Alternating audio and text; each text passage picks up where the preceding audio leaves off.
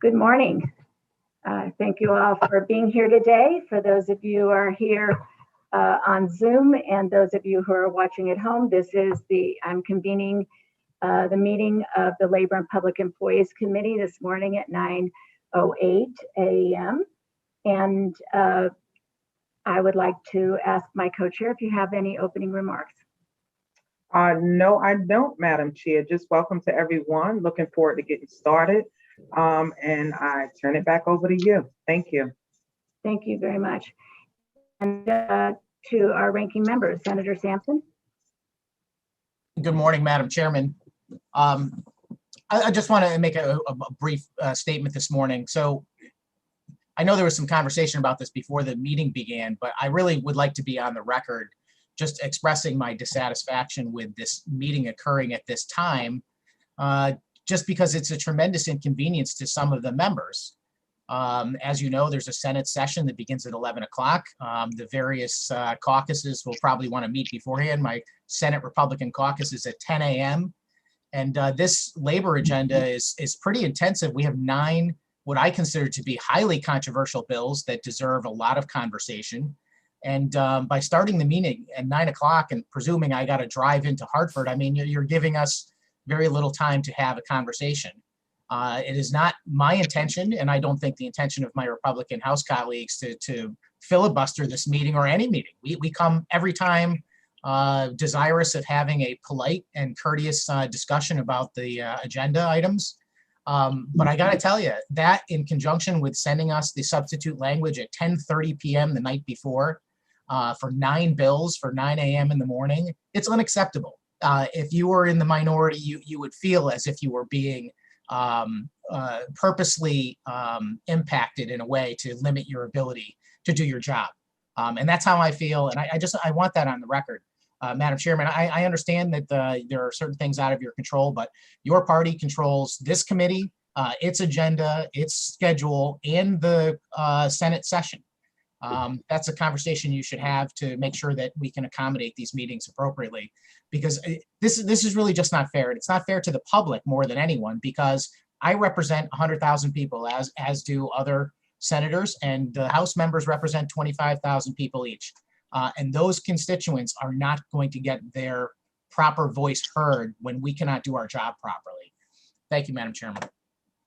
Thank you, Senator Sampson. And as you alluded to, I've said to committee members prior to starting the meeting that I agree that it's unfortunate that we have these schedule conflicts, but they are out of our control. And in many cases, our leadership is constrained by deadlines and timelines for things that have to get done. Thus, we have a session of the Senate that starts this morning at 11 a.m., as you heard from Senator Sampson. And so in an effort to accommodate the public, if there are things we need to do, we are absolutely prepared to reconvene the meeting after the Senate session. I too had to get in early in order to be available. We have 4 senators on this in this committee, and I appreciate everybody's efforts to get to the building early or get on this call and make accommodations. So we will try and get through as much as we can. And with that, I'll ask if Representative Arora has any comments. Well, thank you, Madam Chair. I would like to echo the comments made earlier that it is unfortunate that we are constrained into doing these bills in such a rushed manner. I do want to point out that when we were discussing these bills up front, the Madam Chair the co-chairs had pointed out, let's just discuss them when we have the public hearing. When we had public hearings, we punted further. Do not ask too many questions because we're going to discuss them in committee later. This is just to listen to ideas, not to kind of develop them. And I would like to humbly point out that in many other committee meetings in the same legislature, much more attention as well as consideration was given to questions asked from minority party. Whereas in this case, I still am feeling extremely harassed in some sense, being told that I'm pushing it too much, or I'm going too far, or I shouldn't be asking too many questions, or I speak too much. And the 25,000 people I represent were definitely not given a fair hearing there. And now when we come to committee meetings, which are going to really finally vote and JF these, we are again being told by the chairs that we need to really rush this and get these done under constraints, under everybody has constraints, and I understand that's just a limit all humanity has. So perhaps the idea is we're taking too much on. Idea is perhaps you're working us so that to rush these things through, which is also a very bad idea. And so I strongly voice my opinion against this process, which, as Senator Sampson pointed out, is 100% controlled by one party in entirety. So, and any suggestions we have provided have always been really ignored. So, with that objection, I would like us to continue to find common ground to be able to do some good work for the people of Connecticut. So just for the record, I do want to make clear that we are not rushing through this agenda today, that we will reconvene afterward. And if we need to stay up all night, we'll be here all night. We recognize that the scheduling of the session was unfortunate, that it had to occur on our meeting dates, not just today, but also on Thursday, which are our 2 dates to meet this week. But I recognize that our party leadership, as I said, has they're balancing every committee's needs. And this is, it's going to affect other committees just like ours, and it's going to affect things that are out of control that also affect the Monday, Wednesday, Friday meetings, like a holiday, Good Friday. So these things happen. But I do want to assure you that we're not rushing through anything, and we are prepared to discuss these bills. I do have the benefit of serving on 7 committees. How are you? I'm George. George, I think you need to mute yourself, George. Thank you. I serve on other committees, and believe it or not, I was surprised that in some other committees, in one committee, committee members don't ask any questions during the public hearing. In another committee, the person asking the question and the answers are confined to 5 minutes. And so if you ask a long question, you don't give the person any time to answer. So every committee does it a little different, but what we're doing here isn't out of the bounds of what is considered good government and good process. So with that, let's start the agenda. I'm going to move to, I was on item number 2, but moving to item number 3, bills for final action. We will start with item number 1, House Bill number 6536, an act requiring adequate equipment and reimbursement for employees working from home. And this is a JF to the floor. Is there a motion?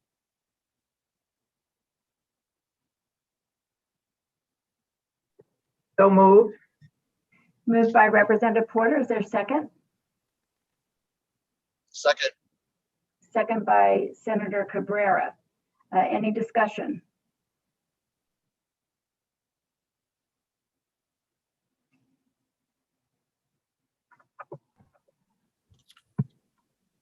I see Representative Anderson. Thank you, Madam Chair. Regarding this House Bill 6536, I agree with the sentiment of this bill that employers should reimburse their employees who are working from home for necessary expenditures required of the employee by the employer. Of course, it's important that employers must treat their employees fairly, but the question at hand is whether they should be forced to pay them. Good employers have a policy on this and reimburse their employees. The overwhelming majority of employers will reimburse. In fact, there's no written testimony from employees who are not reimbursed. I do not recall any video testimony to that effect either, but there may have been. As we'd expect, the testimony from the business community opposed this bill, CBIA and Northwest Chamber. And also, as we would expect, the testimony from labor unions supported this. I want to point out, however, testimony from the Commissioner of Labor was not supportive of this bill as written. Commissioner Westby was concerned about the capability of DOL to investigate complaints, and the impact of collective bargaining agreements. The bill seems to be based on an assumption that many employers are bad, that they do not reimburse their employees, and by force of law must be made to do so. It even assumes that government employers must be required to do so. This bill applies to state and municipal governments.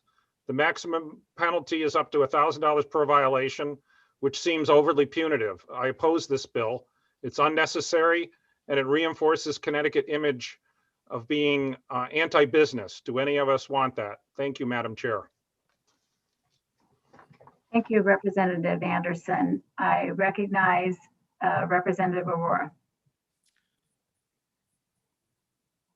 Did you have your hand up, Representative Aurora?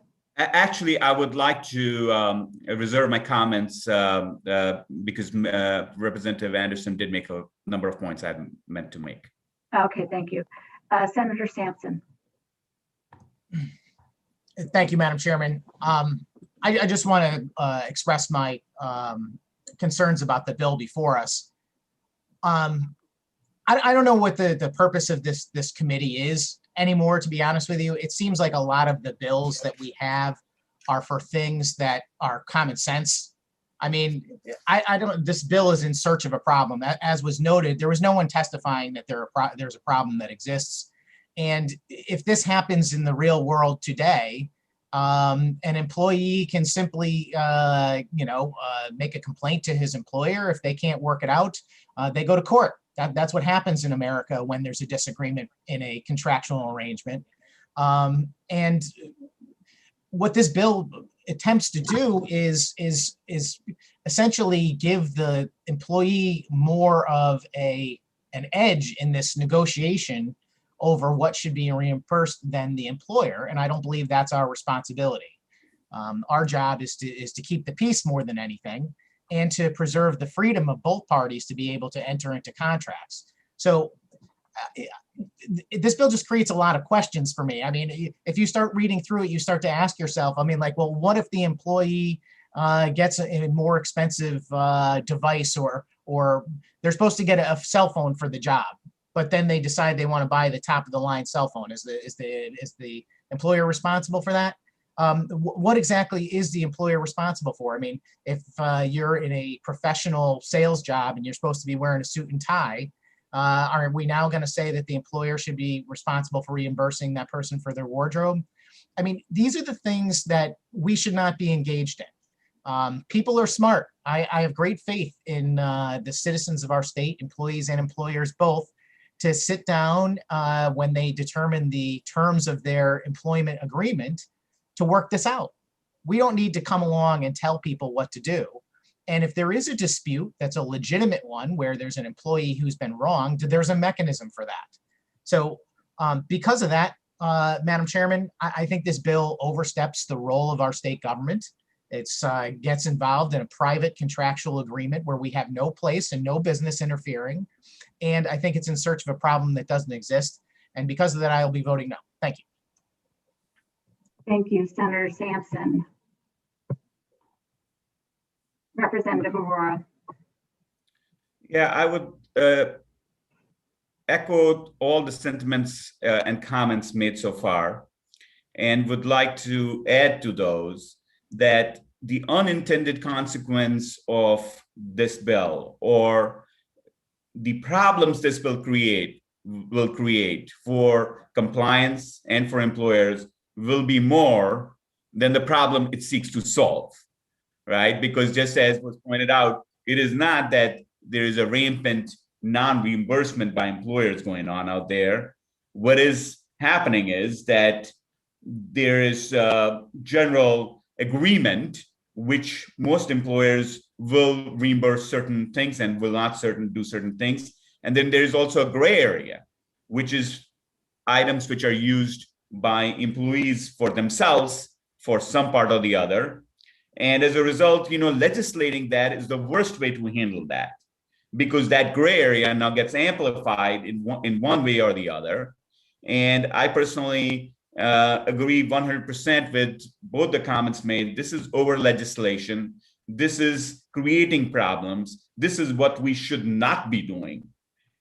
This is where what is wrong with our process, and this is why we get rushed on important bills, because we have to spend so much time thinking about stuff which we don't need to think about because our system does work.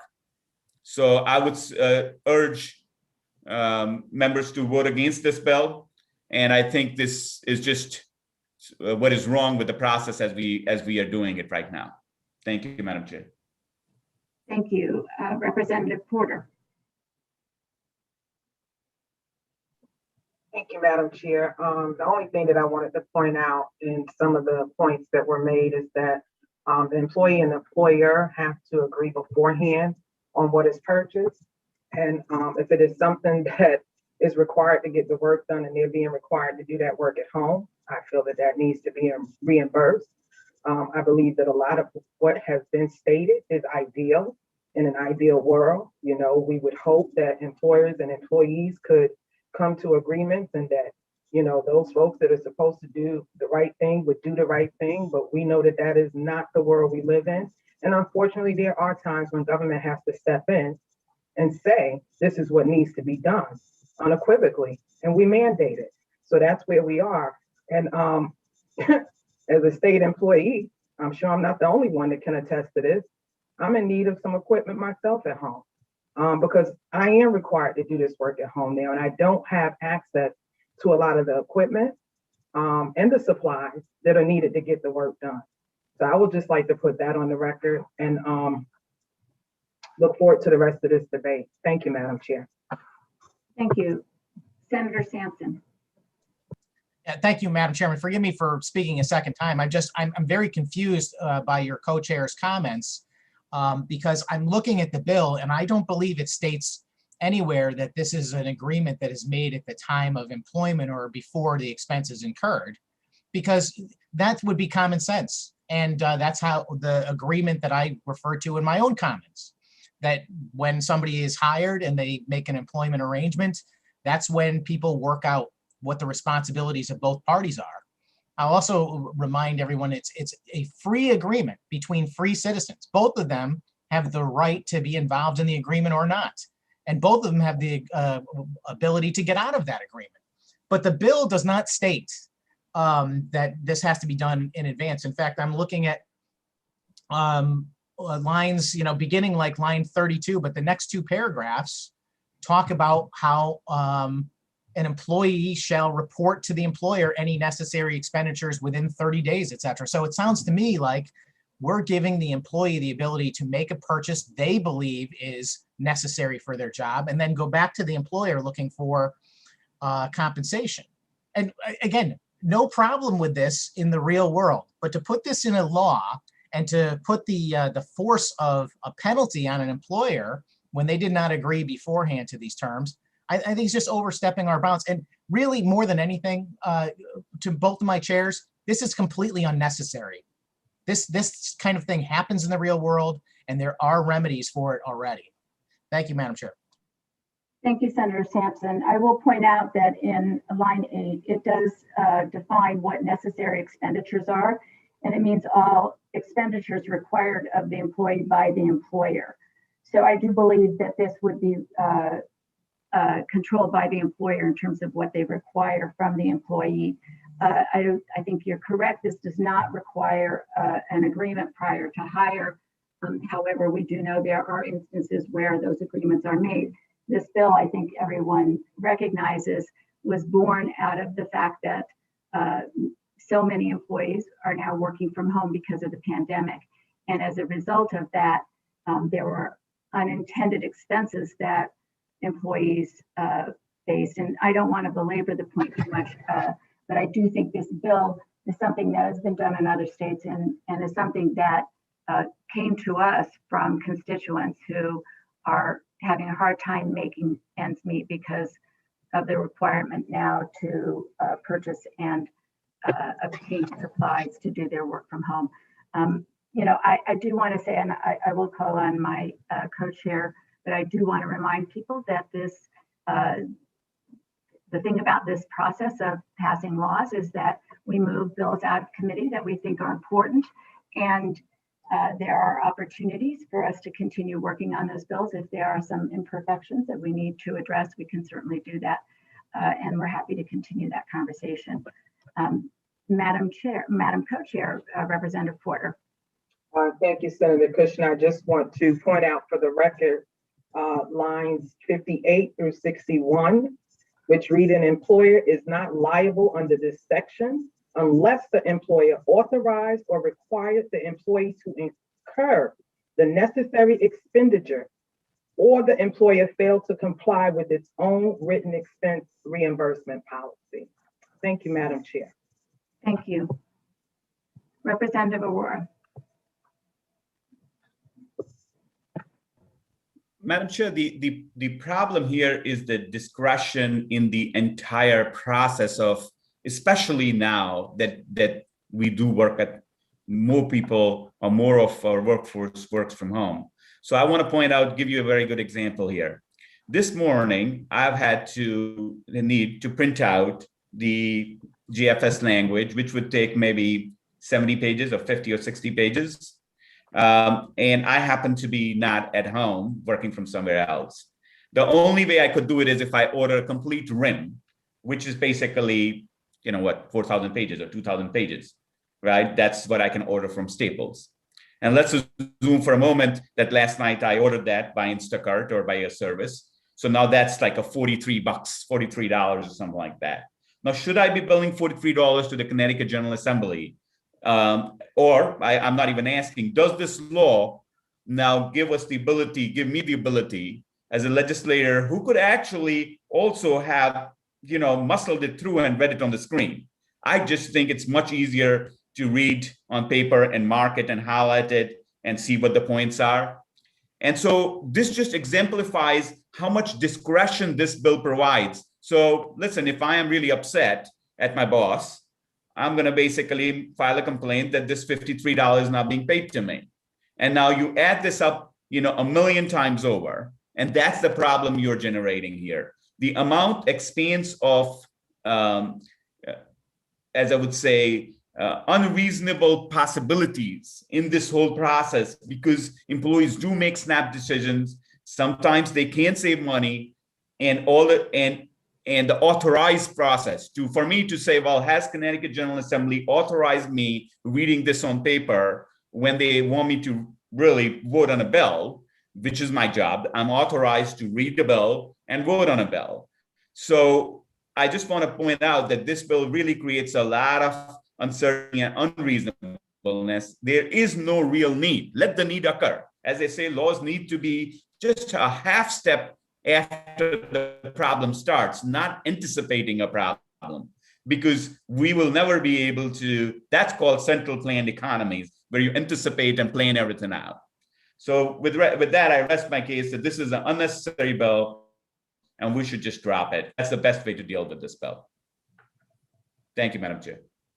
Thank you, Representative Rohr. I see no other hands, so I will ask the clerk to take the vote. And I know he's going to repeat this, but I just, go ahead.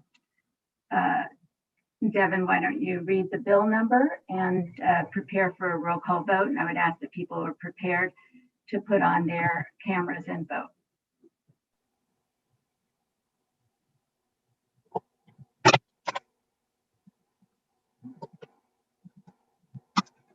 Roman numeral 3, bills for final action, HB number 6536, an act requiring adequate equipment and reimbursement for employees working from home.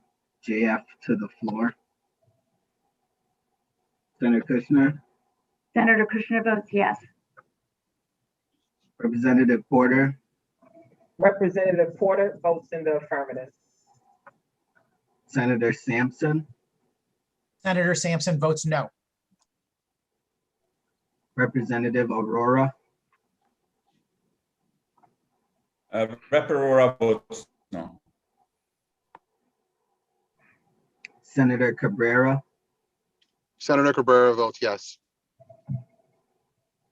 Representative Sanchez.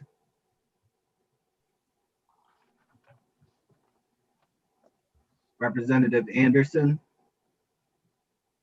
Representative Anderson votes no. Representative Hall, Representative Hughes, Representative Hughes votes yes. Senator Lesser, Senator Lester votes yes. Representative Ritigliano,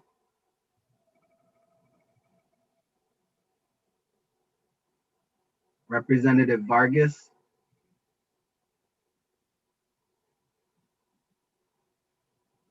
Representative Winkler. Representative Winkler votes yes. Thank you, Mr. Clerk. We will leave votes open, and we'll announce the time that we'll leave them open when we come to the end of the meeting. So thank you. Moving to item number 2, House Bill 6474, an act concerning collateral employment consequences of a criminal record. Is there a motion? So move, Representative Hughes. Thank you, Representative Hughes. Is there a second? I second that, Madam Chair, but I do believe this, you said it's the JFS, correct? Oh, I apologize. It is a JFS to the floor, and I want to point out that it's LCO number 5911. Thank you, Representative Porter. You're So welcome. let me ask for a motion, given that I didn't state it correctly. So it's a JFS to the floor, House Bill number 6474, LCO 5911. So moved, Representative Hughes. Second by Representative Porter. Thank you. It's been moved and seconded. Is there any discussion? Representative Mark Anderson. Thank you, Madam Chair. Certainly everyone believes it's a worthy goal to get those who have completed their sentences back to the workplace. I want to note there were 22 sections added to this bill that we received. I received at 10:39 last night and have not had a chance to absorb them. And if anyone could tell us what those said, but the written testimony against this bill included the business community, NFIB, the CBIA. It also included the Connecticut Council of Municipalities, at least as written. But surprisingly, it also had opposition from the state judicial branch. I just want to quickly read 2 sentences. They said, although the goal of this proposal is to reduce collateral employment consequences, the proposal would now allow employers to base a hiring decision solely on prior convictions, regardless of whether the applicant has gotten a certificate of rehabilitation. This would remove much of the protection a certification of rehabilitation provides. Thank you, Madam Chair. Thank you, Representative Anderson. And I do recall that testimony, and I think that if we continue working on, we can. I do want to point out that in the OLR summaries we got this morning, the S language, which I agree with you, is long, but aside from the provisions on occupational licensing, we heard those under a separate bill number in a public hearing. But aside from those additions, that the changes that you see in the bill are minor and technical changes. So I just want to point that out. And I do see Senator Sampson. Recognize Senator Sampson. Thank you, Madam Chairman. Yeah, so I have not had a chance to look at the substitute language either. So forgive me that I'm at a kind of a disadvantage in talking in a knowledgeable way about the bill that's before us and the language that's there. I guess I have some questions, but I don't know if I'm going to ask them, if they'll be rhetorical. Let me just think out loud for a second. So just reading the beginning of this bill, there is a statement that is made that says the General Assembly further finds that African Americans and Hispanics are arrested and incarcerated at rates disproportionate to their representation in the general population, and that discrimination in employment, housing, and higher education on the basis of criminal history record information has a disparate impact based on race, ancestry, and national origin. I don't think anyone disputes that that's an accurate statement, and it is something worthwhile in attempting to use the force of the legislature to correct. The problem I have with this bill is that there's a disconnect between that problem and what is proposed as the solution, which is in lines 17 through 19, at least in the original bill, that says landlords and institutions of higher education. Oh no, it says that therefore the state's policy to prohibit all employers, including landlords and institutions of higher education, from discriminating on the basis of criminal history record information. Because one thing has nothing to do with the other. And this is the thing that causes a great bit of difficulty for us sometimes. Acknowledging that Blacks and Hispanics are incarcerated at rates higher than disproportionate to the representation as it states, that's true. And that is indeed a problem. The question is, how do we solve that problem? The problem of whether or not employers, landlords, or institutions of higher learning have a vested interest in discriminating, and I don't mean that in a racial term, but discriminating on who they should hire or allow to rent their rental unit or admitted to their school is a legitimate thing. I mean, that it's important for a landlord to be able to say, I want to make sure that I want to maintain the safety of my other tenants, for example. You wouldn't want to put someone who had multiple rape convictions in a building with young co-eds, for example. It just doesn't make any sense. And there's an obligation for a landlord to keep his other tenants safe. So he has an obligation to discriminate, not on race, but on criminal history. And I think it's very important for us to remember that while we are all concerned about the problem identified in the first paragraph of this bill, the solution is not simply to ignore the fact that some people are indeed criminals, regardless of their race or background, and they leave victims in their wake besides. And we owe it to those victims, and we owe it to the public not to create any future victims. And the way we do that is we allow freedom to occur, which allows businesses and landlords to make their intelligent determinations about what is best for them as far as a business decision. And that sometimes includes maintaining the safety of their workplace. Again, I know what's going on here, and I'm sympathetic to it. And it's very frustrating to me that I have to be in a position to vote no on a bill that I don't want to vote no on because I am sympathetic to the cause. But your solution is not the answer. The solution of telling people that they cannot discriminate against people based on criminal record doesn't make sense in any kind of society that cares about the safety of its residents. It just doesn't make any sense. I don't know how to put it any other way. In order for us to have a safe society, that requires employers and landlords to be able to discriminate against criminal history. We all want to find solutions to get people back into society once they've served their time. But that is just a fact. And trying to negate that and use a legitimate concern over the problem identified in the first paragraph as a mechanism to do it is a disconnect in my mind, Madam Chairman. And I apologize. Forgive me for going on. To me, these two things have nothing to do with each other, and both are legitimate causes, but they should not be connected. Thank you, Madam Chairman.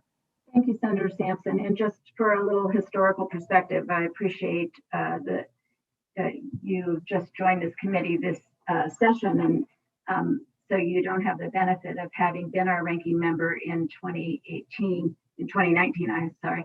But we did in 2019 pass legislation to study this issue. We created the Council on Collateral Consequences, and ranking members were participants in that council. It was a bipartisan council, and we spent many months looking at over 500 barriers to employment and housing that exist in statute. We chose in this bill to acknowledge that these issues exist in housing and higher education, but the bill itself is directed to employment and actually fashions the removes the specific barriers around occupational licensing and other employment issues. So it is directed in that way. And we believe that after months of studying the issue in a bipartisan fashion with members of departments and agencies of the state that have great knowledge on these issues, including the Department of Corrections, Department of Paroles, we came to these conclusions, and these were recommendations that were made by that council. I think it is really incumbent on us when we have task force and councils and work groups and study groups that we take those recommendations and endeavor to effectuate them through statute. And so that was the effort that we engaged in.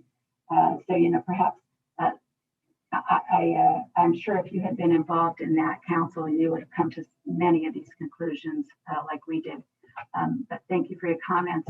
Representative Porter. Thank you, Madam Chair. And you did begin part of what I was going to discuss, in the fact that we did have an extensive task force that dedicated a lot of time to gathering data and digging into research around the over almost 600 collateral consequences in the state of Connecticut that keep persons who have been previously incarcerated from successfully re-entering society. Two of the major ones being housing and employment. So the thing that I will say is that, I hear from my constituents. I have a son who's had these issues with employment after serving time. So lived experience speaks loud and clear. I've been there. I've heard it from other people that have experienced it. And to say that this is not the answer, I don't agree with that, because we say we want to give them another chance and that they should come home and be able to reacclimate, and we expect them to come back and be full-blown, ordinary citizens that, abide by the law. And then we don't employ them because of their criminal histories. Then we don't give them housing because of their criminal histories. And what is it that we expect them to do? I have a constituent right now that I'm dealing with. She served time, she's home. She's trying to be unified with her children, and she's trying to find employment, gainful and sustainable employment. Before she got in trouble and did her time, she was a security officer, made good money, had a great record of doing her job. Well, because she needs to get certified and because of her offense, she's not able to do so. So that's a barrier. So I think that we do need to take into consideration that people need help getting back into gainful employment and being able to find a place to rest their head that is safe and secure. And this bill actually does speak to the fact that employers and licensing entities can deny employment or license to someone because of their criminal record if, and this is if, an individualized assessment shows that the denial is consistent with the business necessity because of a substantial nexus or connection to what the crime was. And, for instance, like Senator Sampson said, the housing situation. If this was a rapist and they were young, trying to move into a dorm, if they were applying to be a bank clerk and they had been convicted of a robbery, all these things are taken into consideration. Overall, this legislation is really to do what we say we're going to do and actually do it.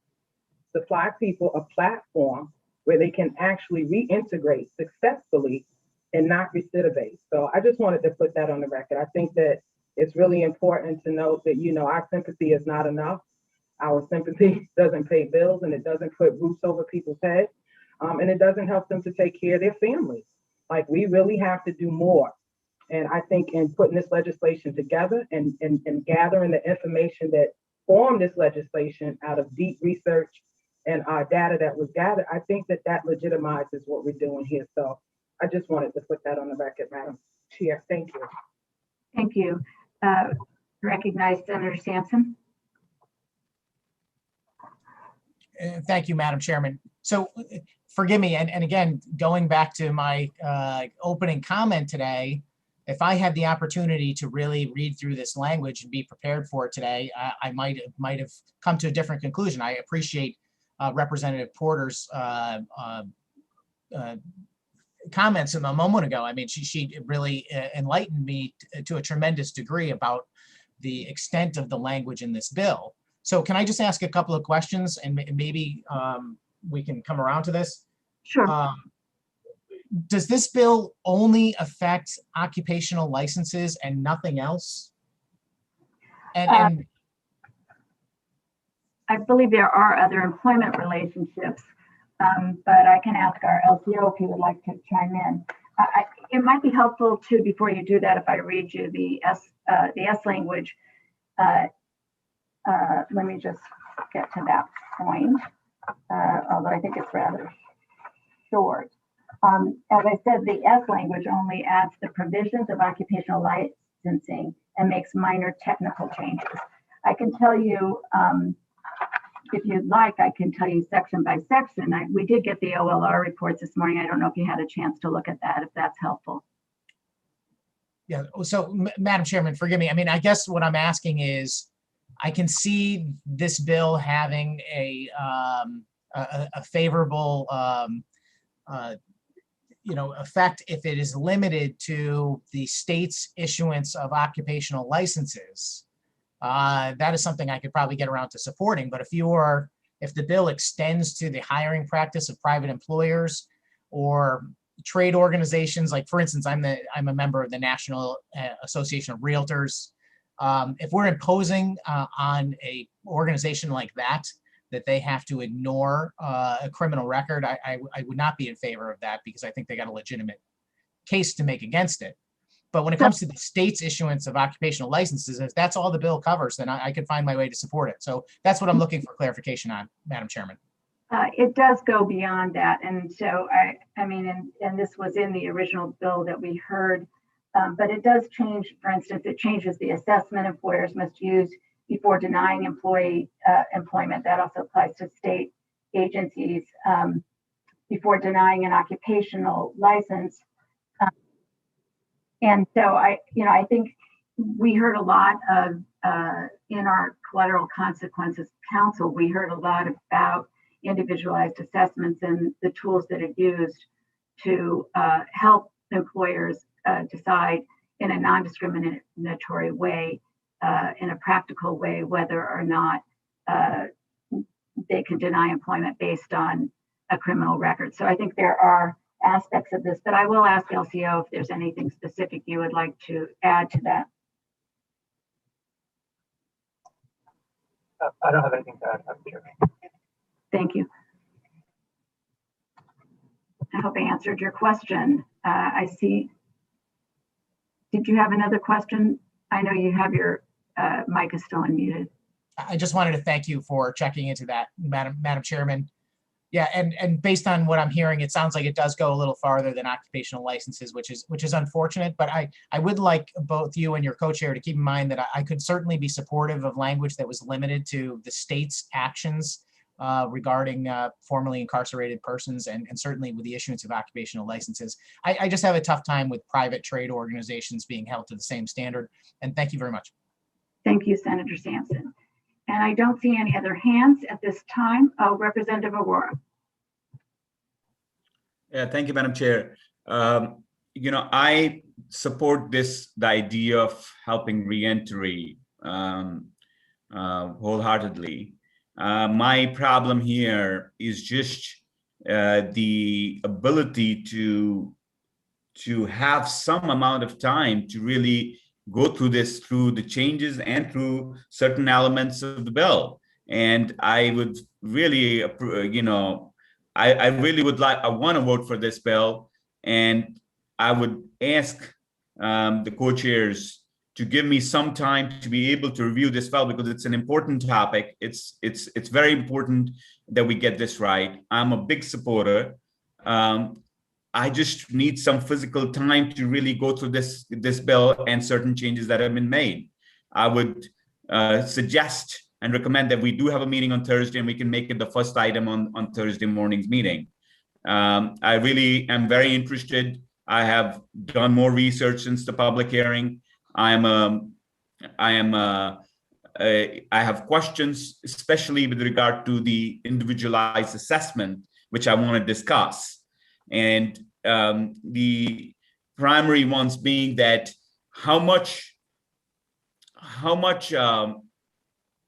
flexibility as well as room does this bill provide the employers, and how easy or difficult does it make it for them? Because this refers to individualized assessment, and I do read what Representative Porter mentioned, that if there is a direct nexus, or if there is a employer's belief that the rehabilitation has not happened or enough time has not elapsed, they have the ability to say, well, this is not because of these reasons. We do not feel it would be appropriate to hire this person at this time. Now, the question really comes about is that has the finality, or can it be litigated in that sense under this bill that they are not, that having done that individualized assessment, and how much formality needs to be under that individualized assessment? Is it defined, or is it going to get defined when lawsuits happen? Those are the things which we want to get right, because we cannot force people to hire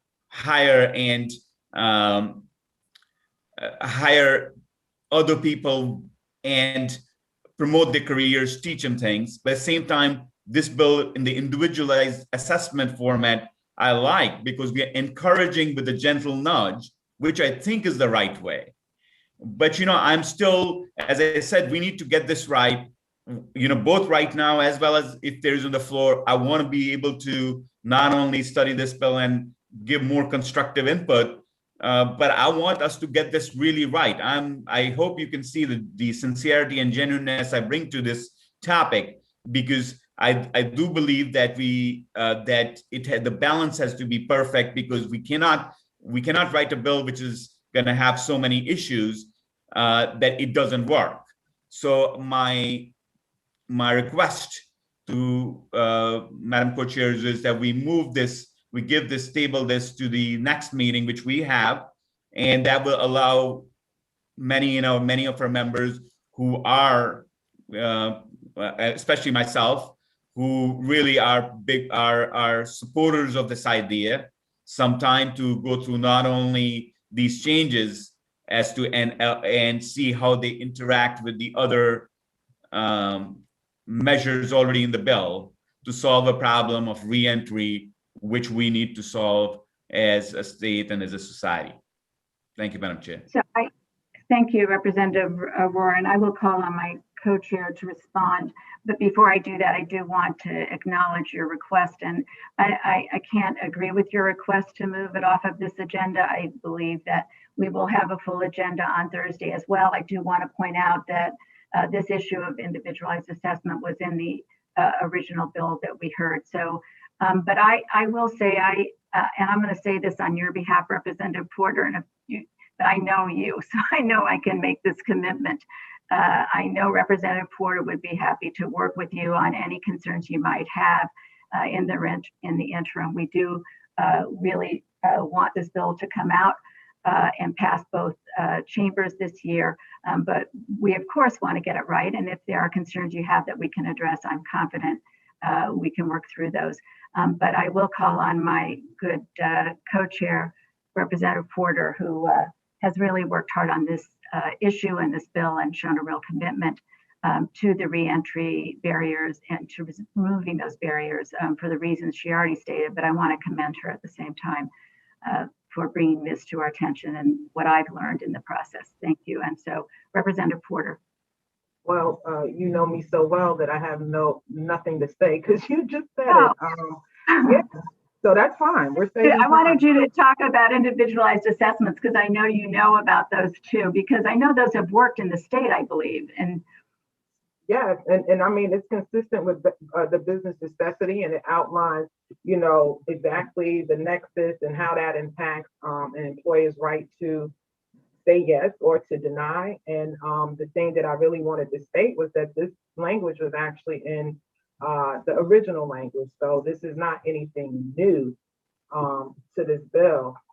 There are some new parts, of course, several new sections dealing with the licensing and certification for employment. But that's basically what I wanted to say, and that this is important, and that we do have a full agenda, even fuller agenda for Thursday. So unfortunately, the request to hold this to Thursday cannot be obliged. Through you, Madam Chair. Thank you, Representative Porter. And I didn't mean to steal your words, but I know you, I do know you well. You I got do. to know you very well. All All right, for saving time, so I'm done. Thank you. Representative Aurora. Yeah, Madam Chair, that's exactly what I would have expected from this committee. That the idea of compromise or giving the other a benefit of doubt does not exist as I see, and I see that I've seen that so far in the hearings, and I see it now here, because I do believe that it is the best bills and the best laws, whether it be in this legislature or any legislature, are passed when people work together and people give each other, and they're done with patience and with deliberation. As we say, we're sitting at 10 a.m. and we have to discuss many of these bills, and as I said, the many aspects of this bills are quite important to get right. And I understand that there are other important bills, but for me, this is a very important bill. For me, this is perhaps the one of the most important piece of legislation we are doing this year. So I do think it's important to give other members, the other ranking members, as well as other members from the minority party, the courtesy of being able to address it, to be satisfied, to be able to contribute, to be able to deliberate. But I have learned quite a lot, in the last 6 weeks or 8 weeks, that this kind of it would be unheard of if the courtesy was given, because the votes do not exist. I agree. I see, and so there is no reason to basically take the other point of view, and that's very sad. That's very unfortunate. I wish it were different, but I know it's not. I want to support this idea. I think this is a very important idea. We need to get this right. We need to discuss elements of the individualized process with or without these changes. We want to see, okay, what happens? How does this bill really deal with the situation where the employer comes out with a 3-liner negative individualized assessment? Is there some kind of code or some kind of methodology he has to adhere to, or is it subjective to them? And I would like the LCO to opine on this. Is the subjective? What is the subjectivity, and where is it? Is it up to the hiring employer to decide? Well, I don't think because this person was involved in so and so crime 5 years ago, I don't think we can feel comfortable hiring him. Is that? And hence we don't hire. That's an individualized assessment. And would that really be discriminatory or not? Or would that really give the employer a satisfaction of action under this bill? May I ask that question through you, Madam Chair, to the either to yourself or to the proponents or to the LCO, as to how would it work? How does this bill intend to work in that situation? I will accept your question, and I will ask my co-chair if she wants to opine on that, but I will go ahead, Representative Porter. I heard all of what he said. What I missed was the last sentence, which I do believe was the question. What was the question, Representative Aurora? Representative Aurora, will you restate the last line of what you said, the question?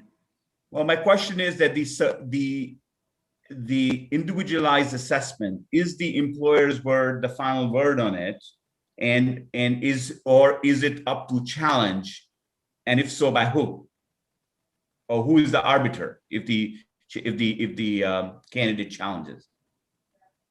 That I will ask LCO to weigh in on. I know that the individual assessment is done by the employer. There's a battery of prongs that have to be met in regard to the circumstances, the time, the association with the crime, and either the employment or the housing.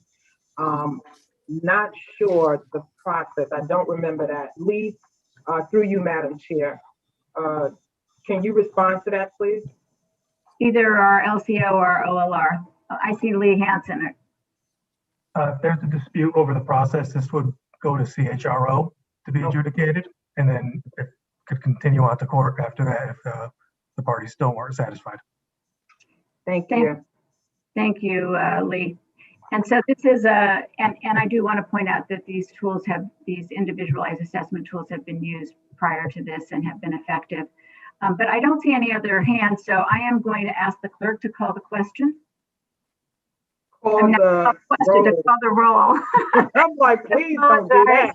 No, I'm not calling the question, but I didn't see any hands, so we will ask the clerk to call the roll. Thank you. That has been a topic of discussion. I'm sure that's why I messed that up. But Devin, could you call the roll? Roman numeral 3, bills for final action, HB number 6474, an act concerning collateral employment consequences of a criminal record, LCO number 5911JFS to the floor. Senator Kushner. Senator Kushner votes yes.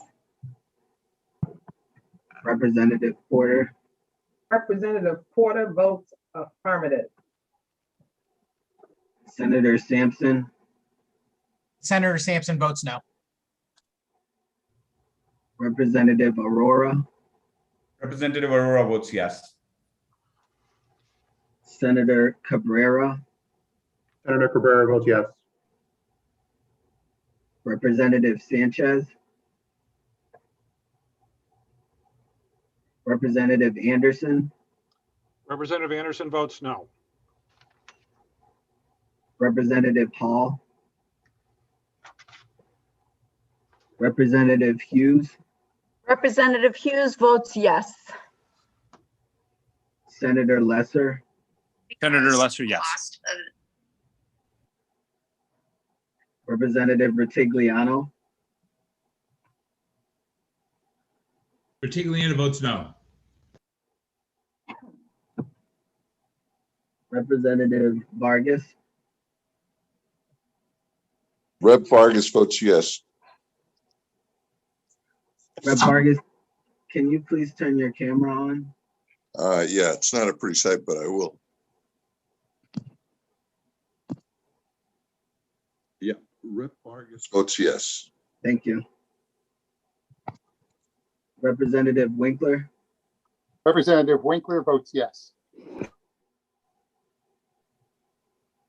Thank you, Mr. Clerk. And as I said earlier, we will keep the votes open and we'll announce the amount of time they'll be held open and at the conclusion of the meeting.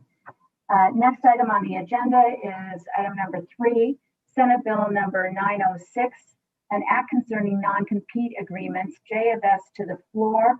And I want to point out this is S language LCO number 5914. Is there a motion?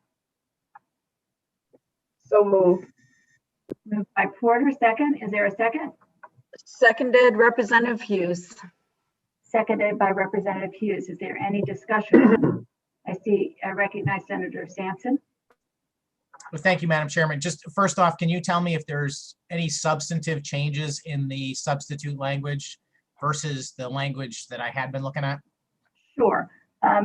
I'll read you the OLR report. It says that LCO number 5914, number 1, it specifies that non-solicitation agreements are not non-compete agreements only if they do not restrict a worker for more than a year and are not more restrictive than necessary in duration, geographic reach, type of work, or type of employer.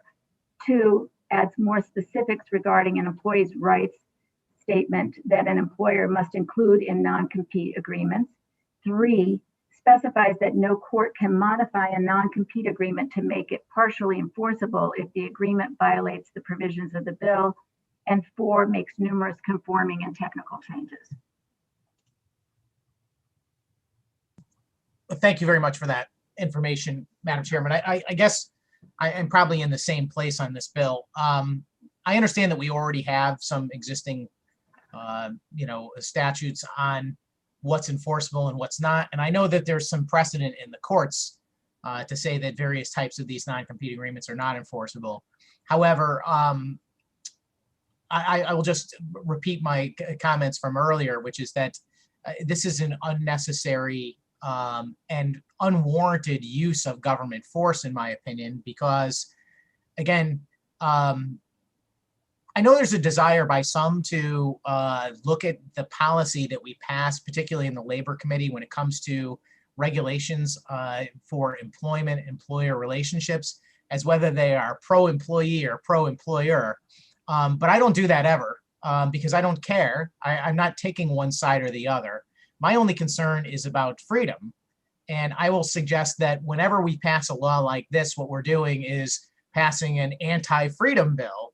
It's not pro-employer or anti-employer or pro-employee or anti-employee, but rather pro-freedom or anti-freedom. And this is anti-freedom. An employer and an employee, in my mind, ought to be able to come up with whatever the terms of their arrangement that they want. If someone wants to hire someone else to do a certain job and they agree to the terms, then who are we exactly to say that's not acceptable? I understand that there are certain protections that government has made over time, particularly when it comes to protecting minors and safety concerns. I think those are legitimate things.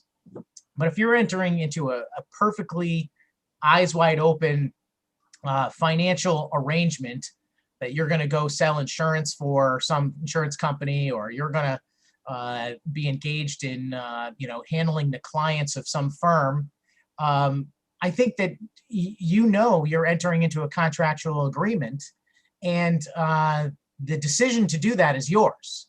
So when we decide to write policy that says, oh, forget it, we don't care that these two people want to engage in this type of business relationship, we're going to not let them.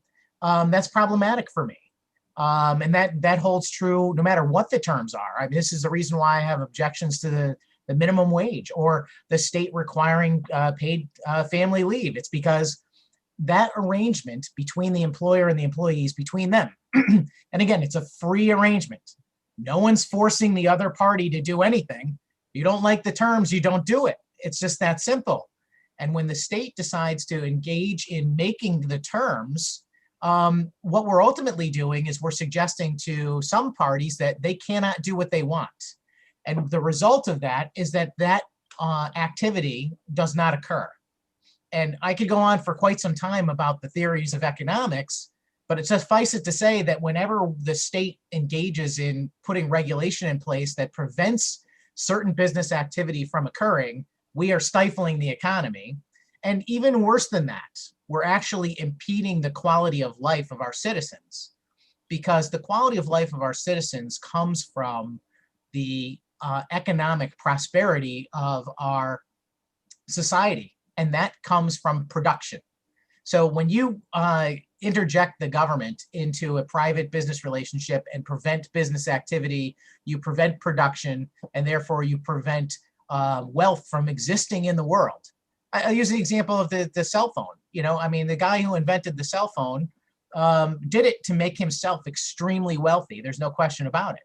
But at the same time that he made himself extremely wealthy, he also brought this technology into existence. And now it exists for all of us. And in fact, everybody on the screen and almost everyone we know, even people at a very low poverty level, have access to unbelievable technology that would have looked like magic to people even 150 years ago. That exists because of economic opportunity. And bills like this are highly dangerous because they prevent contractual agreements that would produce wealth that is injected into our society and improves people's lives. We have to stop it. Our state is known as a very, very anti-business state.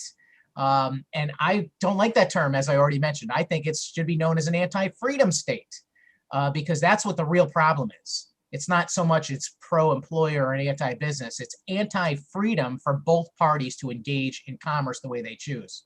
And forgive me for the theoretical, philosophical conversation, But I think it's important to put these things in perspective so that people understand what the actual impact is.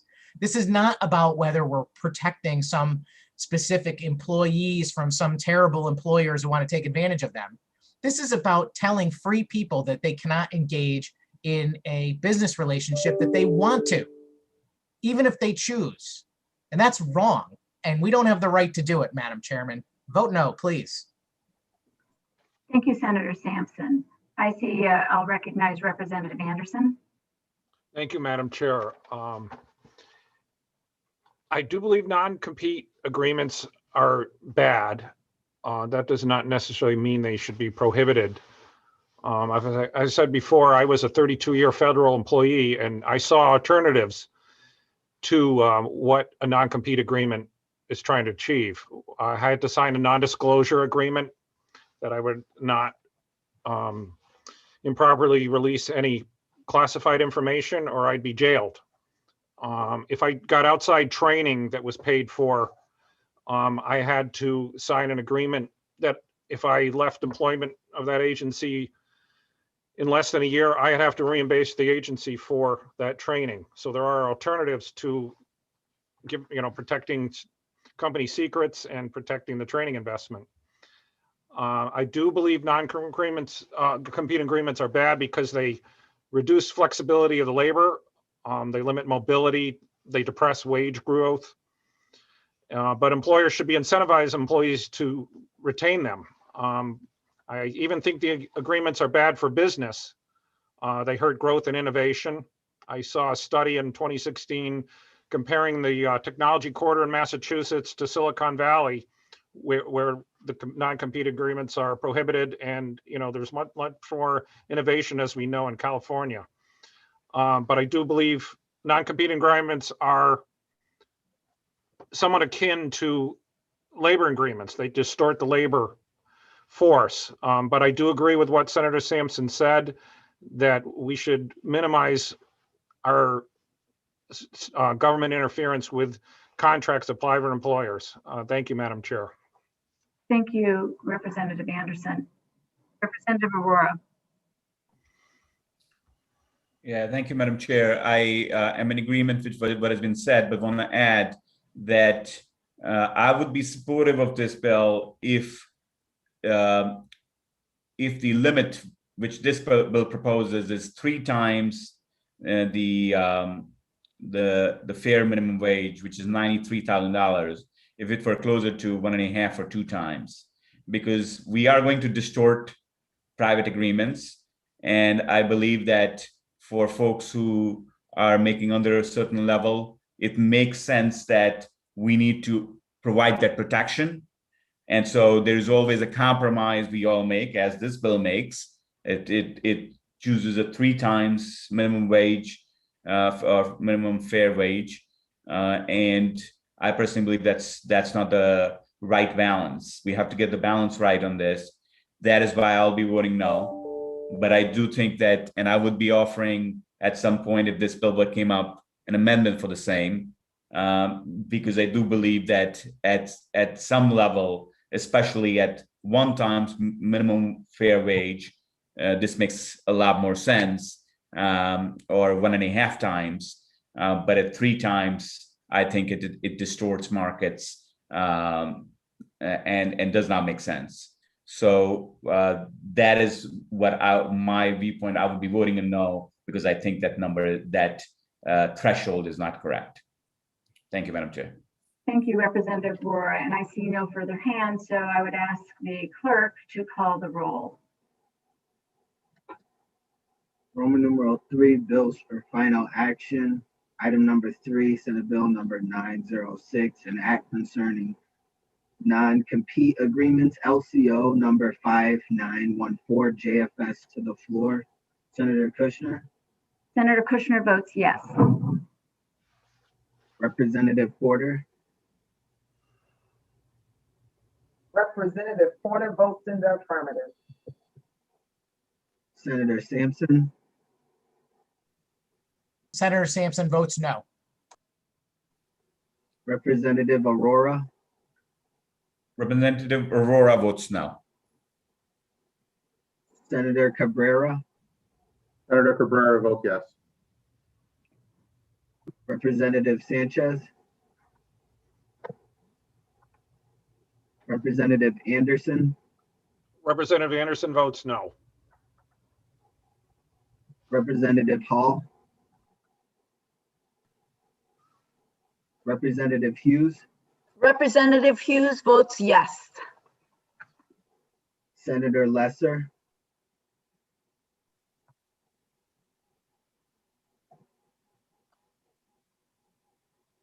Representative Ritigliano,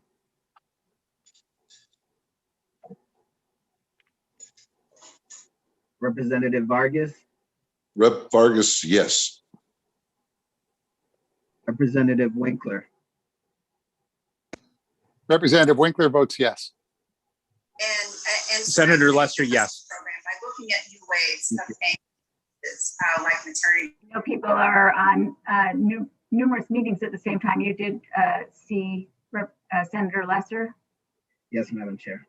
Thank you. And as I said earlier, the votes will be held open until after the conclusion of the agenda. We'll announce at the conclusion of the agenda, we'll announce the time. Moving on to item number 4, Senate Bill 943, an act concerning wage education and enforcement relating to domestic workers. This is JFS to the floor, and it's LCO number 5897. Do I hear a motion? Representative Hughes so moved.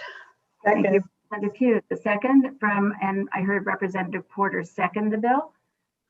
So I will take any, I will recognize anyone to speak or ask questions about the bill.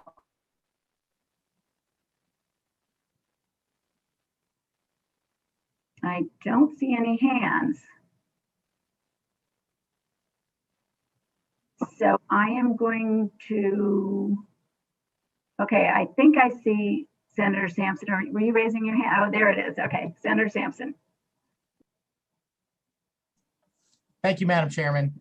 And forgive me, I was hoping someone else might get this conversation started because I'm still looking at it and trying to figure out the JFS changes again. I'm looking at the LCO summary.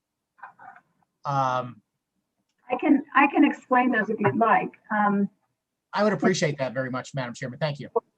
I mean, other than just minor and technical conforming changes, it really is about, we were looking to establish a grant of $210,000 that would be used by nonprofits that specialize in this area of addressing and educating domestic, reaching out to domestic workers and educating them. We believe there's a real issue that employers and employees don't understand the requirements of state law with regard to domestic work, wage and hours.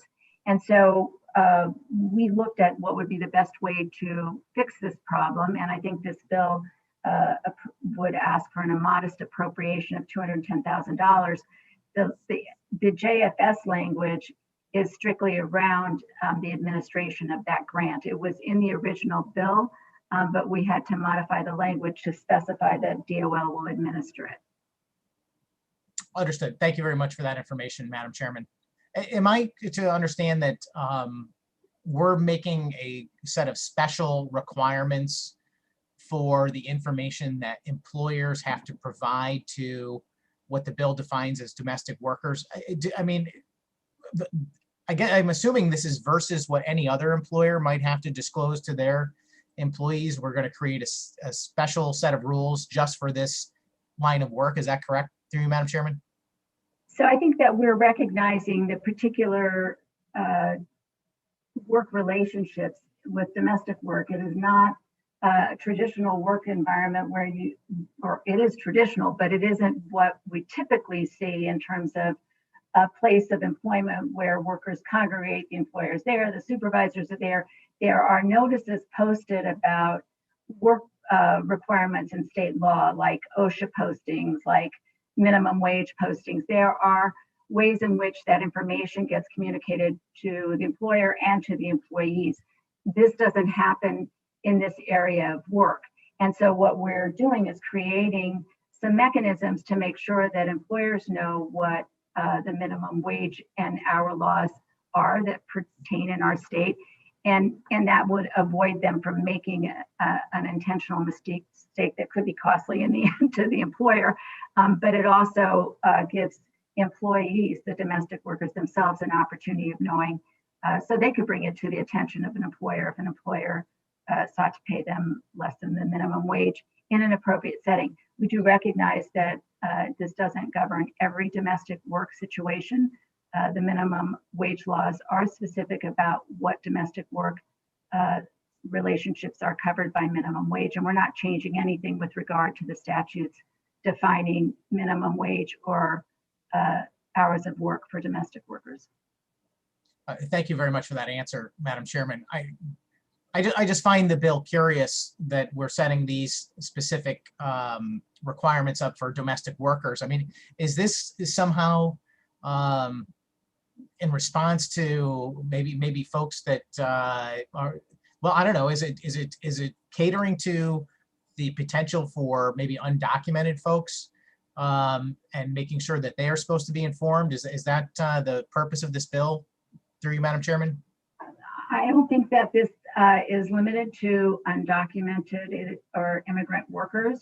I believe there are a lot of immigrant workers that hold positions, but clearly, and particularly in other states where this has been done too, it's not necessarily an issue that has anything to do with immigration status. It really is more about making sure that people who are doing this work know what the people who are hiring in particular know what the laws are, and people who accept these jobs know what their rights are. So I don't think it's particularly aimed at that community. I will say there are a lot of immigrant workers in our state that are performing this work and have historically, and we do want to make sure that immigrants are aware of their rights under the law. And so, you know, I think by working through these organizations that have those community ties, and I think that will be helpful to getting the information out more efficiently. And we did have a lot of discussion with DOL about how this could be done. And, you know, I think they agreed that it was the most efficient and cost-effective way to accomplish the goal of both education and enforcement of the laws that we do have on the books. Thank you very much for that answer, Madam Chairman. So my understanding is that undocumented people are not allowed to work lawfully in Connecticut, even as domestic workers under this definition. So it certainly could not affect them. But I mean, I understand the point. I mean, I don't know if you were using the word immigrant interchangeably with undocumented. I don't look at it that way. All right, good. Yeah, I mean, so I guess I can understand that. However, I just state for the record, I can't support this bill simply because I don't think that we should be treating one particular class of employment differently than another when it comes to making sure that people are informed about their pay rate, work hours, pay schedule, et cetera, as the bill requires. That should be across the board kind of policy and not for any particular industry or type of employee. And also because I don't believe in the current climate that the taxpayers in my district want to give up $210,000 or any amount for the purpose of making sure this happens. We need to be reducing the size and scope of our government and the taxes on our citizens who are suffering based on the impact of the government's response to the pandemic, instead of creating more ways to spend money. Thank you, Madam Chairman. Thank you. Representative Aurora.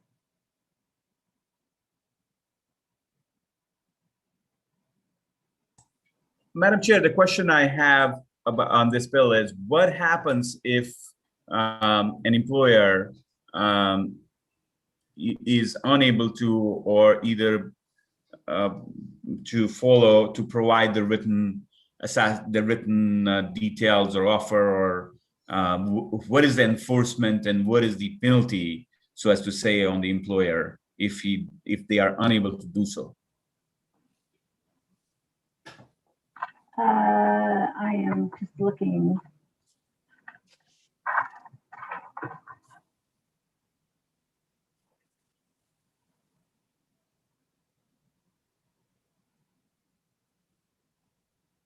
My assumption is that if an employer doesn't comply with this, the employee could bring a complaint to the Department of Labor, but I'll ask if OLR wants to comment on that further. That is correct, Madam Chair. Thank you. Representative Aurora, do you have any other questions? Yes. Also, what is a similar? Is there a similar provision for other worker classes or other work classes? So let's assume for a moment, if somebody was hired to do carpentry work, do they have to, for 3 months or 6 months, do they have to provide them a written at the time of hiring, a written rate of remuneration, the jobs and responsibility, whether they'll, the say availability of sick leave and so on and so forth, because many of these hires are not being made by sophisticated employers. This is the ad hoc, this is the engine of small employment which we create. So does there exist a system like this for other employment? That is not addressed in this bill. So we're singling out, as Senator Sampson said, I the did not problem say for a specific. Go ahead, finish the sentence. I We're apologize. singling out that the problem could also exist for other employers, because I think the differentiation, and I see where the proponents come from, that where the employer is sophisticated, organized, larger, a larger company, they follow process, and they typically, to protect themselves and their liability, as well as to be good employers and their reputation, they do pretty much all of what is said, a written contract or a written format and so on and so forth. Well, but very small employers, domestic employment is done by, mom and pop, do not have the ability to do so, because they're not really employers. They don't have experience in employment, and that doesn't apply only to domestic workers. That also applies to many other class of small business workers, businesses which may hire just one person, and that to for, let's say, a few years here or there, or a few months here or there. So the whole idea that this practice or this additional bureaucratic element is imposed on them, and with no clear penalty either, that just exposing them to lawsuits, I think neither would it increase any further compliance, because if you really feel what this employment is like, this is a mom hiring some help because they have to go to work and they really need somebody to do a little bit of housework and take care of the child when they come back from school, so as to say at 3 p.m. That's the nature of this employment, and many folks just do not have the ability. I think the education aspect, and I don't think we need money to be given out on the DOL website or some kind of a program, limited program, would be a good idea. But really pushing and making a mandate for every such employer to really comply with, there's not even a format which this is providing, with all the details and the complexity which comes with it, is going to be a job killer, is going to dissuade people from hiring in some sense, or push them to hiring in a way which is breaking the law. So I really oppose this idea and urge everyone to vote against the bill. Thank you. Thank you. I do recognize that your question turned into a comment, and that's quite acceptable. I just wanted to be clear that this bill pertains to domestic workers, and I was not saying that we were singling anyone out. And I also did not comment on any other requirements that exist under state laws regarding employment for other types of similar workers. So I do want to recognize Representative Porter. Thank you, Madam Chair. I'll just add to this conversation that, there has been some singling out. We weren't the ones to initiate that. This country has a long history around domestic workers that did not start with immigrants or folks that are here, that have not gone through the proper process for being here. This dates back to when, we had slavery in this country. And a lot of the migration that happened from the South to the North occurred that domesticated a lot of those people that had been enslaved. And they worked as nannies and housekeepers and cooks. And this still goes on today. There's still a need for this. And the important thing about it is, these people, the domestic workers, whom my grandmother was a domestic worker. And as a little girl, I remember going to work with her several times, to clean white people's house and to take care of their kids and to cook their dinner and to do what domesticated workers were hired to do.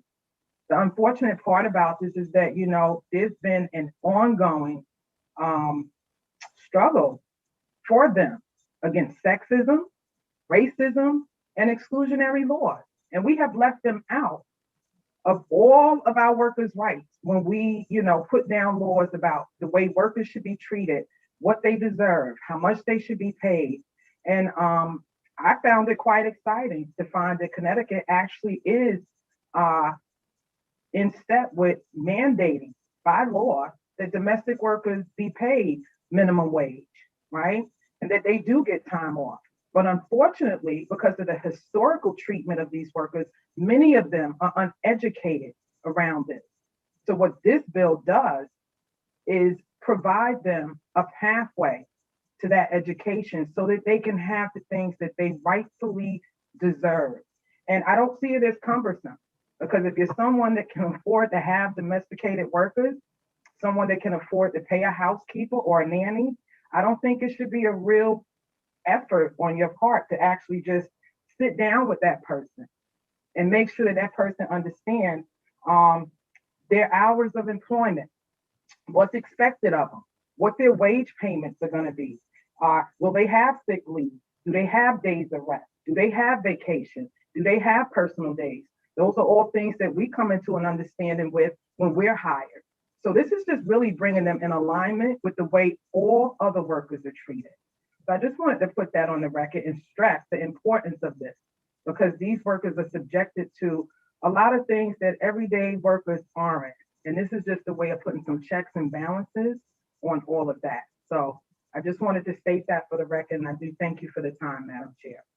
Well, thank you, Representative Porter. And I don't know if it's ever common for chair to do this, but I'm going to say I want to align myself with your remarks. Thank you. So I see no other hands. I will ask the clerk to call the roll. Roman numeral 3, bills for final action. Item number 4, Senate Bill number 943, an act concerning wage education and enforcement relating to domestic workers, LCO number 5897 JFS, to the floor. Senator Kushner. Did you read the LCO number 5897? I did. I'm sorry, I was distracted for a moment, but thank you. Senator Kushner votes yes. Representative Porter. Representative votes in the affirmative. Representative Porter votes in the affirmative. Thank you. Senator Sampson. Senator Sampson votes no. Representative Aurora. Rep. Aurora votes no. Senator Cabrera. Senator Cabrera votes yes. Representative Sanchez. Representative Anderson. Representative Anderson votes no. Representative Hall. Representative Hughes. Representative Hughes votes yes. Senator Lesser.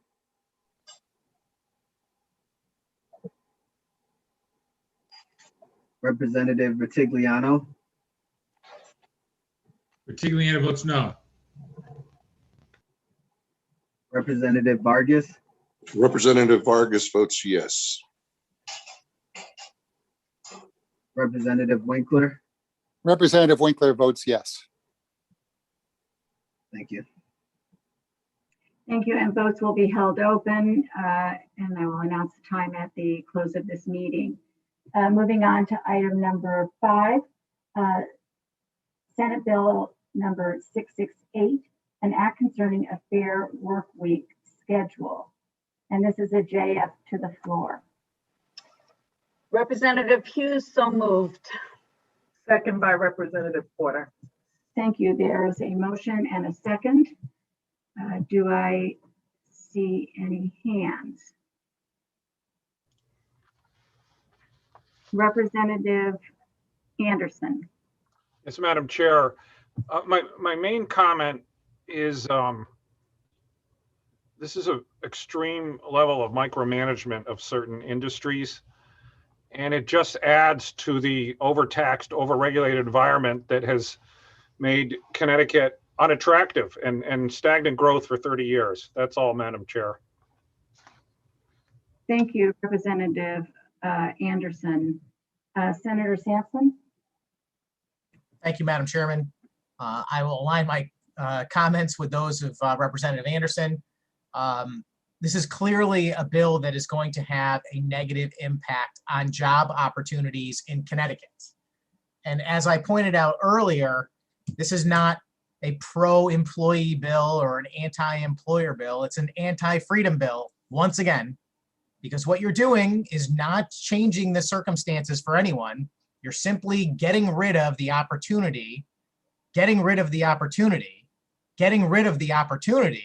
for people to engage in commerce voluntarily.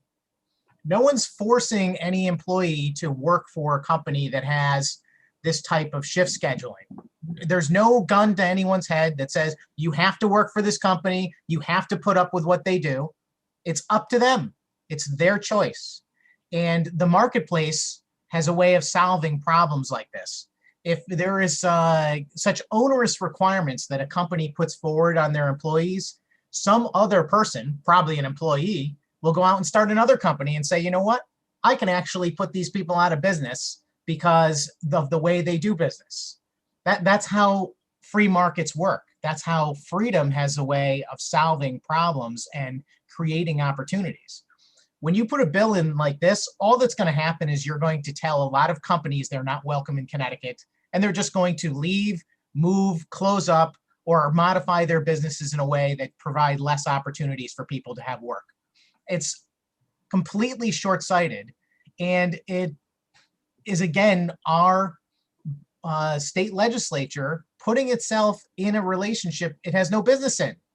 This is a voluntary relationship between the company and the employee, and those terms can be worked out by them. And if they cannot agree, then they don't have an employee-employer relationship.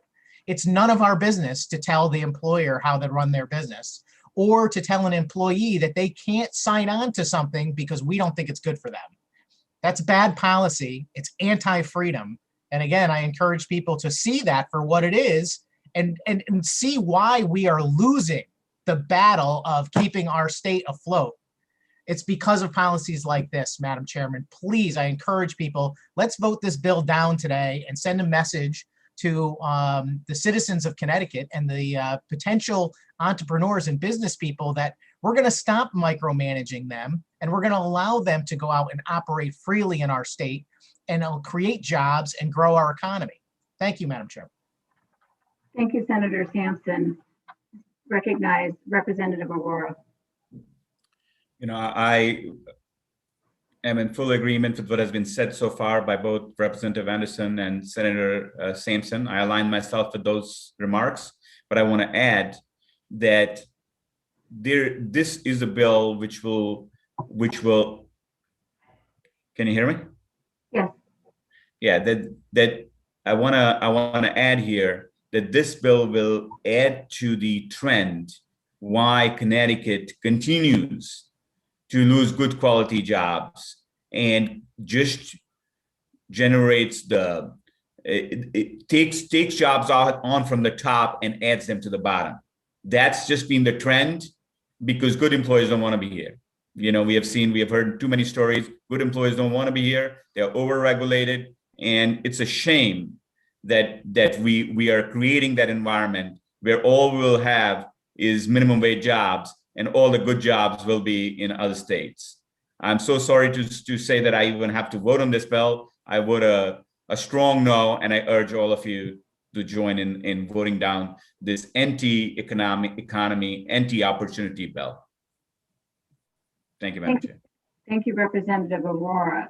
And I see no other hands, so I will ask the clerk to call the roll.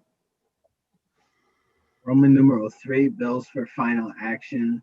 Item number 5, Senate Bill number 668, an act concerning a fair work week schedule. JF to the floor.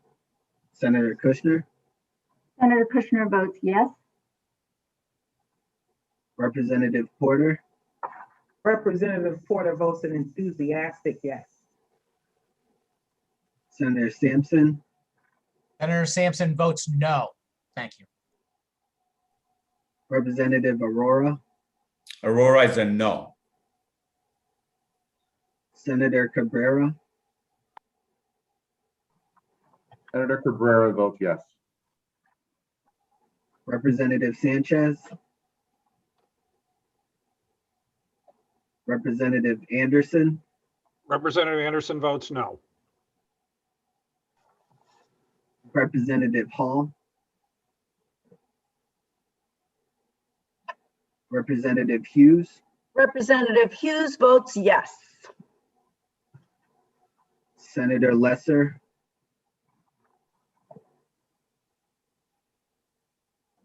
Representative Bertigliano, Bertigliano votes no, enthusiastically. Representative Vargas, Rep. Vargas votes yes. Representative Winkler, Representative Winkler votes yes. thank you. Thank you. And as mentioned before, the votes will remain open and we will announce the time at the conclusion of the meeting. Next on the agenda is Senate Bill, item number 6, Senate Bill number 999, an act concerning a just transition to climate protected energy production and community investment. This is the JFS to the floor, LCO number 5892. Representative Hughes so moves. Second, The bill has been moved by Representative Hughes, seconded by Representative Vargas, and I will recognize Senator Sampson. Thank you, Madam Chair. I just have one question about this bill. And that's where did the title come from, Madam Chairman? I think it's a title that relates the fact that we're moving toward, well, we hope to be moving toward renewable energy sources, and we want to make sure that's a just transition. And this bill addresses that. I appreciate that, Madam Chairman. I just, just as a side note, I put in a bill every year, which sadly has not been acted on, to allow any member to object to the title of a bill. Because I think it's unfortunate that many times our bill titles create a political rather than policy-oriented response when read. And this one right here, I mean, it implies that, if you vote against this bill, you're against a just transition. And I don't think it's appropriate to put a word like just in a bill title in general. And I'm just surprised because my impression has always been that LCO drafts the titles, and I can't imagine that they would take it upon themselves to make a determination on what's just and what's unjust. And I just want it on the record that I think it's just plain wrong and a flawed way to do things if we're going to start saying what's good or bad right in the title of the bill before we even consider what the policy is. And I just wanted that on the record, Madam Chairman. Thank you. Senator Sampson, thank you, and it's duly noted. I next see Representative Aurora. Thank you, Madam Chair. Now, this is another bill which, just as Senator Sampson mentioned, it does not only align with the heading or the title of the bill, but just does the opposite. Because as a result of this bill, I'm sad to say that there will be no transition to climate energy because this will kill the climate energy industry before it starts up. And that's just a sad part of what we're doing here, is killing and ensuring the solar industry will never develop in a proper way in size. Yes, it exempts under $1 million projects. Guess what? That's what are going to get promoted here in our state. We won't do big projects because it's going to be more expensive. It's going to be not tenable. There's going to be more regulation. Any discussions with solar developers, investors, and even entrepreneurs says, what are you doing? You never regulate to debt emerging industry. And I just cannot, I have heard all of those feedback. I think this is a bad idea. This is as bad as it can get until maybe I will see something worse than this. But at this point, starting at an industry, which is basically, we need to encourage the industry. We need to help, provide them regulatory help. You know, as we did perhaps with the online industries or e-commerce industries in the beginning. It's just sad to see how we destroy industry after industry in the name of justice. Very unjust. Please vote against this bill. This is as bad as it gets. Please do vote against this bill. Thank you, Madam Chair. Thank you, Representative Arora. I just want to make one note for the record that the bill that is before you under the S language, it does require that it applies to renewable energy construction projects that cost more than $2.5 million. So I just wanted that for the record to clear up any confusion about that. Representative Anderson. Thank you, Madam Chair. One thing that jumps out at me, we can all remember the outcry when our electric rates spiked last year. And the things that this will do to increase the cost of solar projects can only lead to higher costs of electric. So I would say this is how we got where we are. I don't know where we rank. I think we're the highest in the lower 48 states for electrical costs. Thank you, Madam Chair. Thank you, Representative Anderson. And I don't see any other hands at this time, so I will ask the clerk to call the roll. Roman numeral 3, bills for final action. Item number 6, Senate Bill number 999, an act concerning a just transition to climate protective energy production and community investment, LCO number 5892, JFS to the floor. Senator Kushner. Senator Kushner votes yes. Representative Porter. Representative Porter votes in the affirmative. Senator Sampson. Senator Sampson votes no. Representative Arora. Arora is a no. Senator Cabrera.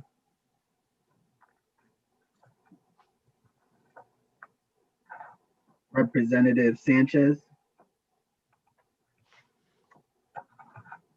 Representative Anderson. Representative Anderson votes no. Representative Hall. Representative Hughes. Representative Hughes votes yes. Senator Lesser. Senator Lester votes yes. Representative Ritigliano.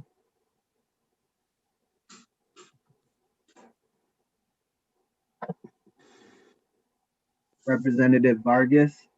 Representative Vargas votes yes. Representative Winkler. Representative Winkler votes yes. Thank you. Thank you. The votes will be held open until a time that will be announced at the close of this meeting. Next item on the agenda, item number 7, Senate Bill number 904, an act concerning the Labor Department's Executive Director. This is a JF to the floor. Is there a motion? So moved. Second by Porter. I didn't get the move. I think I heard Senator Lesser. Was that correct? Motion. Yes. Senator Lesser made the motion and Representative Porter seconded. Is there any discussion on the motion?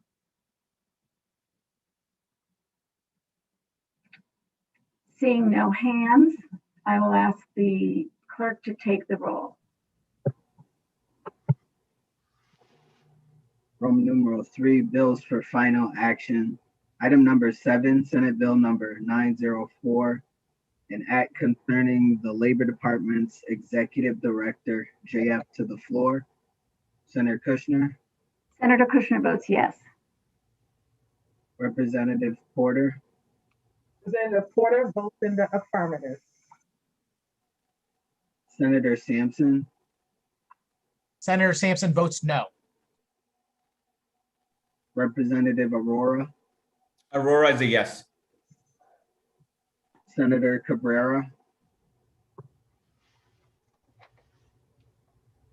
Representative Sanchez, Sherry. Representative Anderson, Representative Anderson votes yes. Representative Hall, Representative Hughes, Representative Hughes votes yes.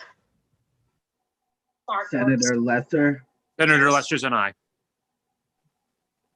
Representative Retigliano, Retigliano votes yes. Representative Vargas, Representative Vargas votes yes. Representative Winkler. Representative Winkler votes yes. Thank you. Thank you. The votes will be held open until the conclusion, to be announced at the conclusion of the meeting. Next item on the agenda, item number 8, House Bill number 6477, an act concerning volunteer fire departments and ambulance companies and the definition of employer under the State Occupational Safety and Health Act. Is there a So motion? moved. Second, Thank you. This bill, it was moved by Porter and seconded by Representative Vargas. Is there any discussion? I see no hands. I do just want to mention for the record that I did have the opportunity to check in with all the volunteer fire departments in my district and found them very supportive of this measure. So I am happy that it looks positive. So I hope we're going to vote this out of committee. So I will now ask the clerk to take the roll. Roman numeral 3, bills for final action. Item number 8, House Bill number 6477, an act concerning volunteer fire departments and ambulance companies and the definition of employer under the State Occupational Safety and Health Act, JF, to the floor. Senator Kushner, Senator Kushner votes yes. Representative Porter, Representative Porter votes in the affirmative. Senator Sampson, Senator Sampson votes no. Representative Aurora, Aurora is a yes. Senator Cabrera, Representative Sanchez,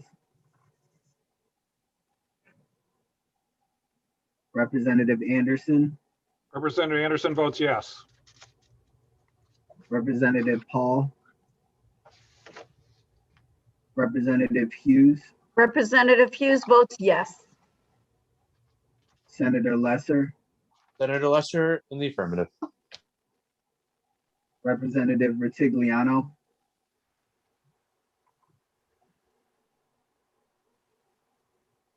Representative Vargas, Representative Vargas votes yes. Representative Winkler. Representative Winkler votes yes. Thank you. Thank you. Votes will be held open and the time will be that we will hold them open to will be announced at the conclusion of our meeting. Item number 9 on the agenda, House Bill number 6475, an act concerning forced arbitration agreements, and this is JFS to the floor, and the S language is LCO number 5593. Is there a So move? moved. Second. Moved by Representative Vargas, second by Lesser. Any discussion on the bill?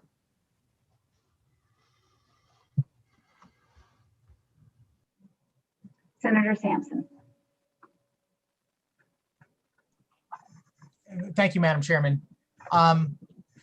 This is a kind of a complicated issue, and I looked at this bill even back when we first had the hearing on it, thinking I could find my way to support it at some point. But ultimately, at the end of the day, I can't. It's another case where we're trying to undo something that an employer-employee relationship has created voluntarily, which is a arbitration agreement. Again, no one is forced into this situation, and then to try and use the force of the state to undo that voluntarily entered into agreement doesn't make a lot of sense to me. As much as I would like to see the ability for employees, to engage in, seeking injunctive and declaratory relief, as the bill states, it's just this is not what they agreed to. And as a matter of fact, I just can't go any further than that, because we're overriding the free choices of our constituents, which is like number one thing I don't want to do in this office, is ignore what somebody voluntarily chose as my constituent. Thank you, Madam Chair. Thank you, Senator Sampson. Senator Lesser. Thank you, Madam Chair. And I just wanted to thank the committee for moving this important issue forward. It's an issue that I've been concerned about for a number of years, because these are what are called contracts of adhesion, where one party is coerced into surrendering their rights. And that really frustrates our ability on this committee and in the General Assembly to pass laws if the people who the laws apply to aren't able to exercise them in a court of, or access their rights in a court of law. So making sure that the courts remain open and accessible to our constituents when they've been deprived their rights is just a basic matter of fairness. And if the laws are a problem, we should change them. So I urge members to support, and I thank the committee for moving it forward. Thank you, Senator Lesser. Representative Aurora. I think there's also I think a point of order that Mr. Clerk, the Representative Rutigliano is unable to log on for whatever reason. His visual has been disabled, or he cannot come on. So if you could please look at it and ensure that he can join the meeting. And Madam Chair, if you would allow me to continue with my comment on the bill. Certainly, I just want to suggest, I assume that sometimes when people log, just for the public to understand, that sometimes when we have to log off to go to another meeting, when we log back in, there's a problem with the link. But typically when the link is resent, it works the second time. So hopefully we'll be able to get that addressed. Certainly want to see Representative Rutigliano here. So proceed with your comments, Representative Aurora. Thank you, Madam Chair. And by the way, I do have, before you start, I do have a message that Representative Rutigliano is logged on. He's showing up here on the screen, and so he is having difficulty. I will ask our clerk to advise, should he log off and log back on? Mr. Clerk, can you advise? Oh, he's here. Okay, great. It's just I keep getting kicked. It could be on my end. I'm in and out, in and out. I've had to log off and log back on. I'm not really sure it's the committee's fault. It could be locally on my end. Okay, thank you. And I'm glad you're here. And we'll give you an opportunity when we either conclude or recess the meeting. We'll give you an opportunity to vote on bills you may have missed. So having said that, Representative Aurora.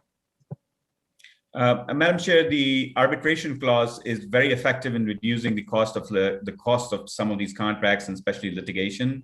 And while we are calling it forced, there is only one way to ensure that arbitration happens, which is to specify it upfront.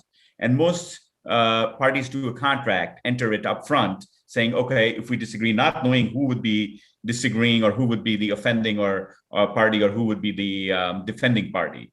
And so I think it's a really good practice. It reduces the litigation cost.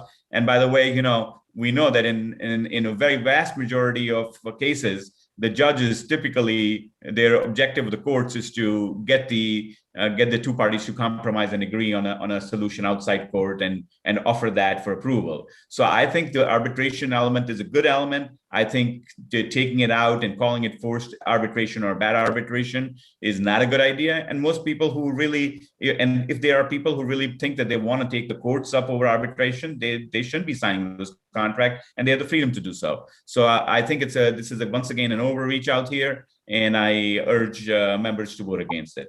Thank you, Madam Chair. Thank you, Representative Aurora. I do not see any other hands, so I will ask the clerk to call the roll. Roman numeral number 3, bills for final action. Item number 9, House Bill number 6475, an act concerning forced arbitration agreements, LCO number 5593, JFS to the floor. Senator Kushner, Senator Kushner votes yes. Representative Porter, Representative Porter votes in the affirmative. Senator Sampson, Senator Sampson votes no. Representative Aurora, Aurora is a no. Senator Cabrera, Representative Sanchez, Representative Anderson, Representative Anderson votes no. Representative Hall, Representative Hughes, Representative Hughes votes yes. Senator Lesser, Senator Lester in the affirmative.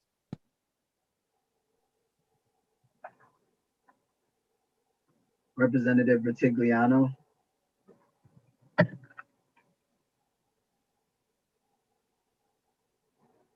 Representative Vargas, Rep. Vargas votes yes.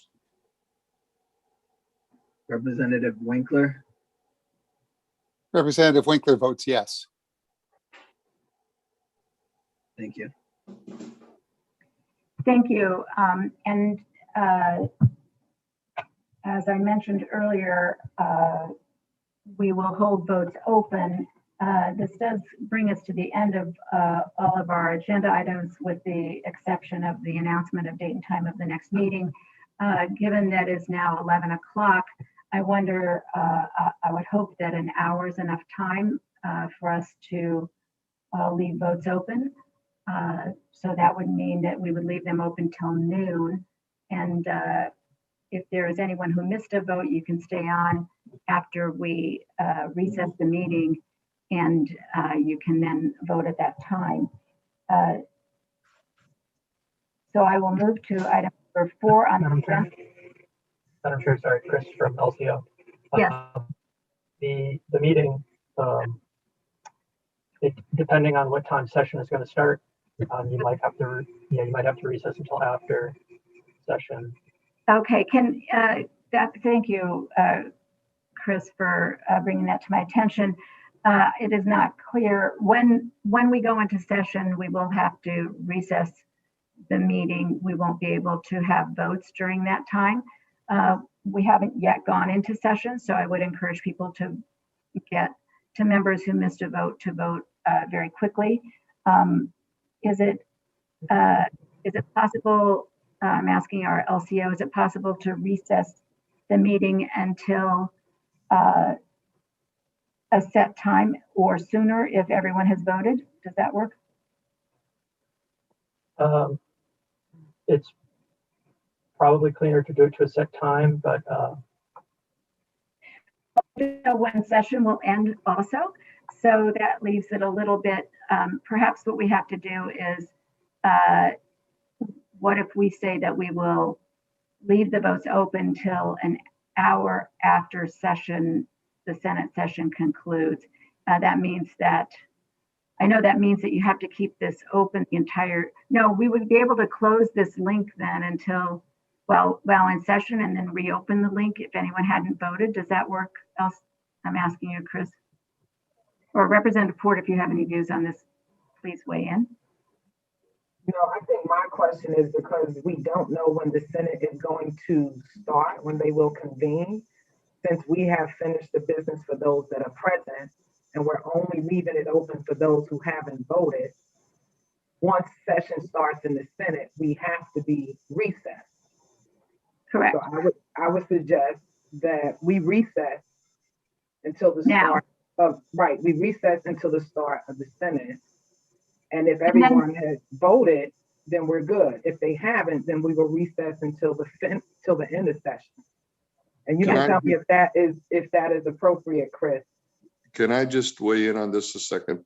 In most of the committees that I've served, votes are open till beginning of session Mhm. and close at the beginning of session. And what we have done in some committees is we've asked the clerk to stand by the Senate floor or the House floor so that people, 10, 15 minutes before going into session can cast their vote at the I floor. think because this is all virtual, why don't we do this? And LCO, tell me if this is a problem.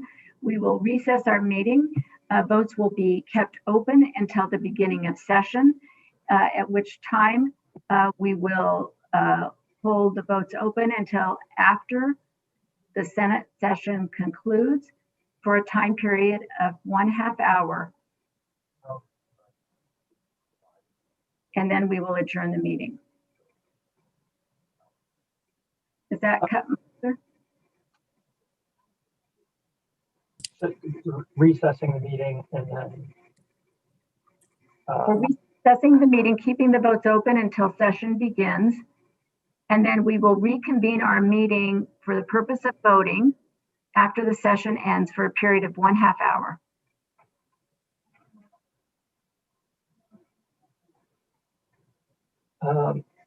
I'm not sure if you have to just give me 1 second, please. I'm just concerned there's a few people who we might not be, we don't want to cut off their opportunity to vote. The sooner we decide this, so the more people will get to vote now.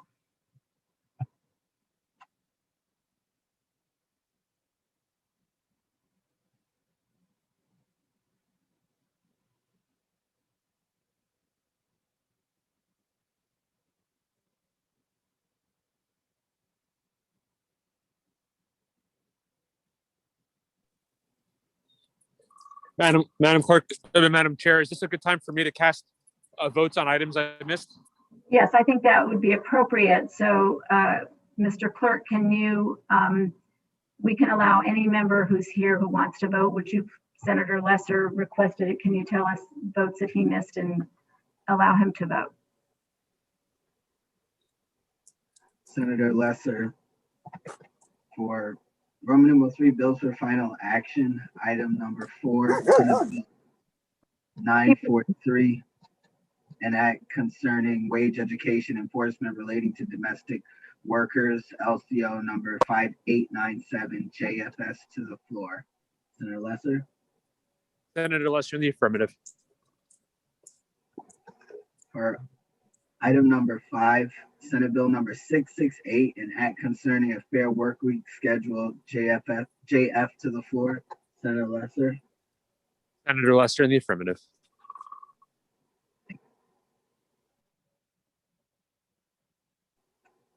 Was that all he missed?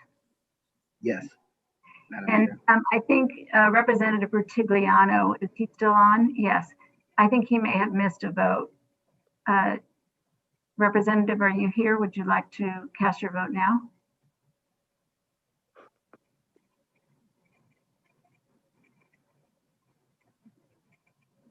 He may be on another call or meeting. Is there anyone else who missed a vote that is here? I don't believe I missed any vote, but could Devin just check? No, I don't think. I see Senator Cabrera is logging in. So Senator Cabrera? Yeah. Cabrera? Would you like to cast your vote, Senator Cabrera? Yes, Madam Chair, I'm sorry. Are we voting on a bill? We voted on all the bills, but Mr. Clerk will read the bills you missed and you can vote on those at this time. Thank you, Madam Chair. So, Madam Chair, I didn't miss any vote, did I? Representative Vargas, you did miss one. I missed one where when you're calling on Senator Cabrera, if you could call me, I'll like to vote on the bill I missed at the same time that Senator Cabrera votes. Thank you, Representative Vargas. Roman numeral 3, bills for final action. Item number 1, House Bill number 6536, an act requiring adequate equipment and reimbursement for employees working from home. JF to the floor. Representative Vargas, I vote yes.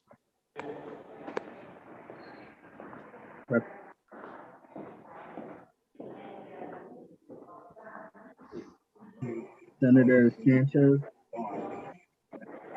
Representative Sanchez, is he on? I don't think he's on yet. Okay. I'll go to Senator Cabreras. So Representative Vargas, that was the only vote that you missed. Thank you.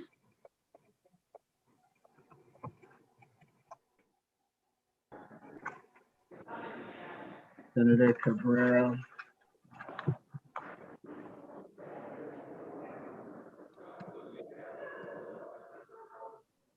Item number 6, Senate Bill number 999, an act concerning a just transition to climate protective energy production and community investment, LCO number 5892, JFS to the floor. Senator Cabrera. Senator Cabrera votes yes.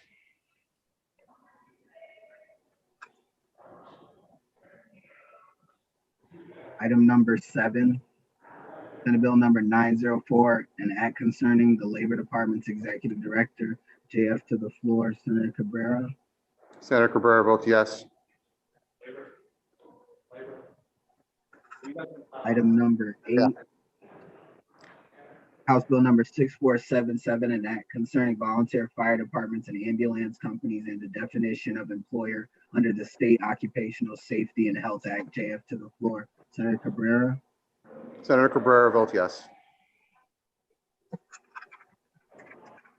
Item number 9, House Bill number 6475, an act concerning forced arbitration agreements, LCO number 5593, JFS to the floor. Senator Cabrera. Senator Cabrera votes yes. Senator Cabrera, you've now voted on all of the items. Thank you, Mr. Clerk. So I know that we're still missing Representative Sanchez. Is there anyone else? And I know he's trying to log on. Is there anyone else? And I know Representative Rutigliano, if Greg could ask if Representative, or let us know if Representative Rutigliano is getting on, that would be helpful to know because we can get his missed votes.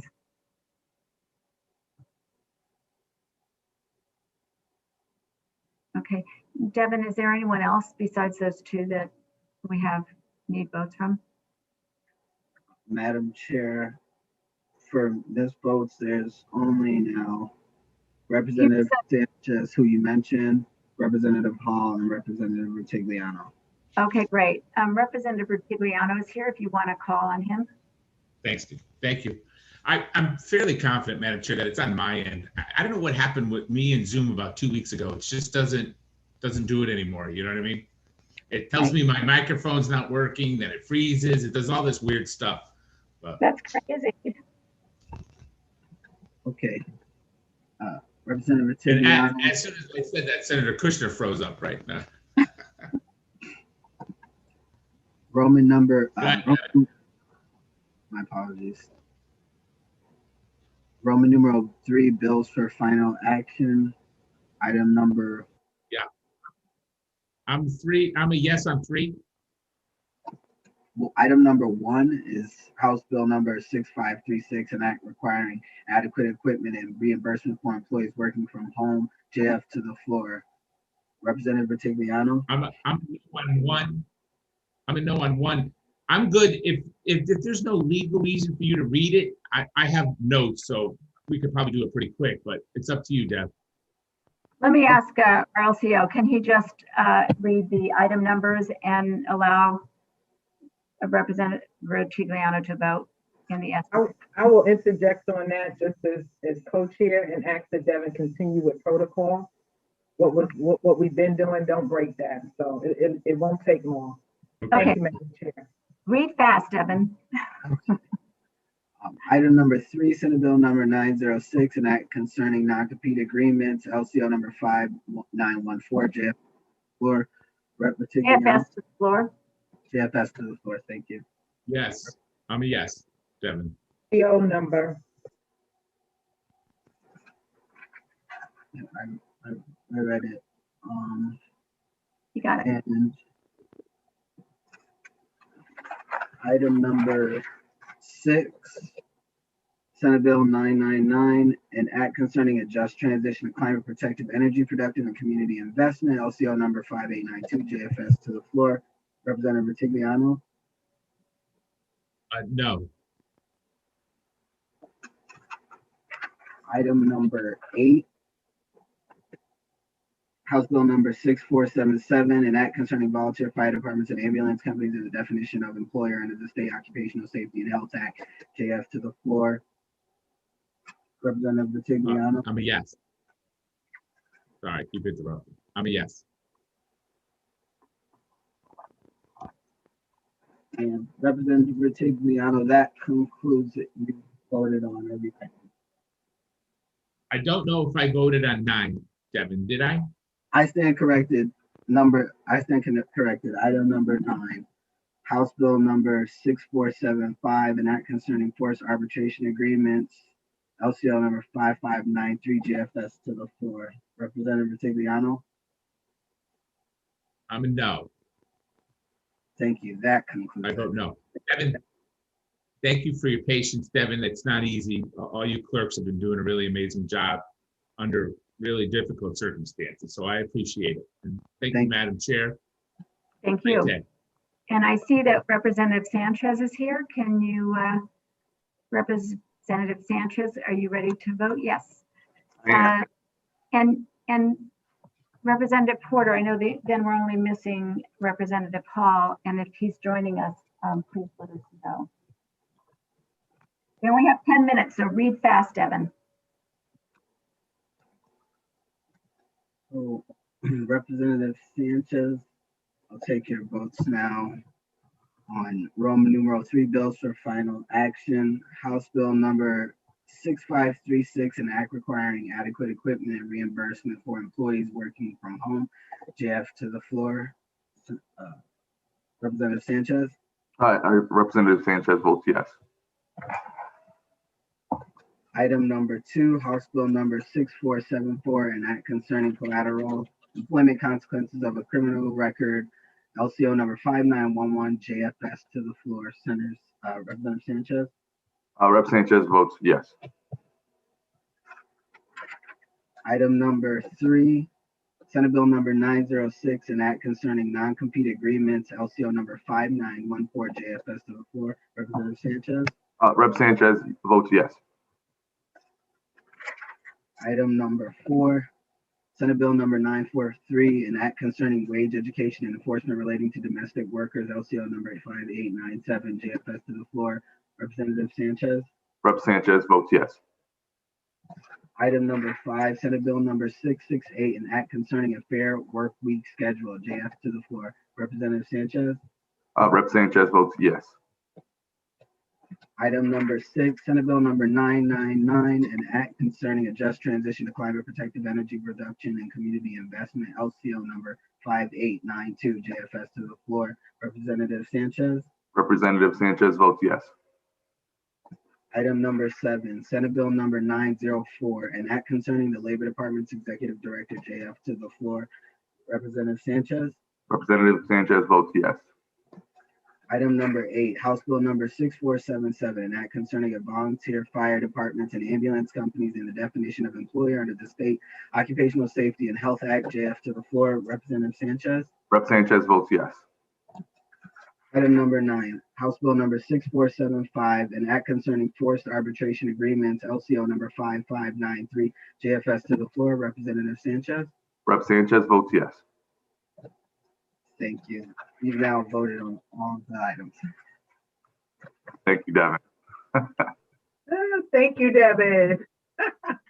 So we are actually just waiting, Madam Chair, through you to see if Representative Hall will be able to join us before, within the next 8 minutes before you guys go into Senate session. And if not, we'll just hold recess and do as you stated earlier. Through you, Madam Chair. Thank you. Yes, we have just a few minutes, but with Devin's advanced course in speed reading, I think there's still a shot if we can get Representative Hall on. Devin, does that conclude all? If once Representative Hall has voted, has everyone voted? Yes, Madam Chair. Okay, great. So we'll just give it a few more minutes across the way to the Senate, so it's not far. It's not a far walk for me. But I thank everyone for making this work.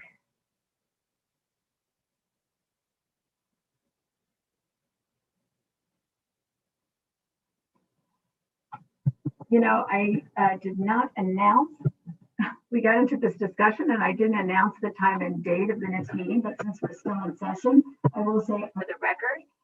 And we will make sure that all members of the committee are notified. The next meeting of the Labor and Public Employees Committee, this is item number 4 on the agenda.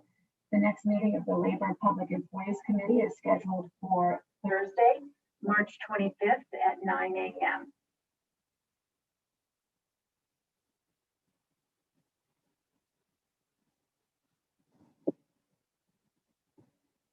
And, you know, for Representative Porter, so that I can get across to the Capitol, would you mind assuming the chair, and then I can get myself over there in a timely fashion? Absolutely. Thanks so much. Thanks for You're everyone. welcome. With this. And I want to just thank our LCO, OLR, our clerk. You guys did a great job, both of our OLR guys, on getting these bills ready for today, and one more day to go. So, and I will see you. I will see you next time. Probably, probably I'll see you all before that. I am Have a going to. good session. Thank you. I'm going to log off. Bye-bye. Bye.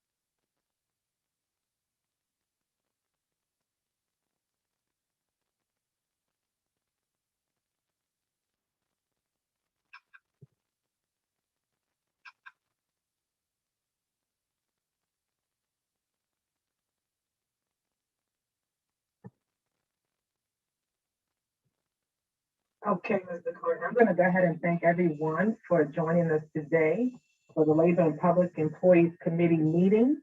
And we will recess until the conclusion of the Senate session, and votes will be held until 30 minutes after the conclusion of the Senate, at which time the meeting will adjourn. Thank you.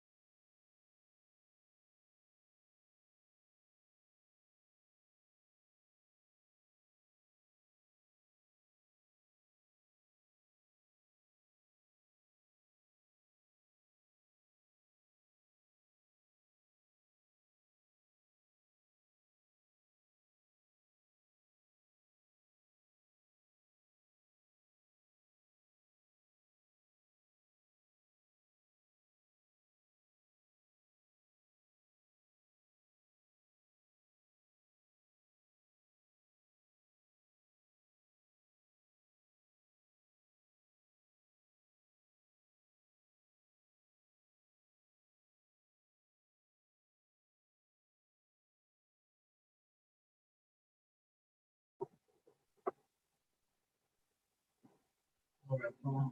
Representative Paul.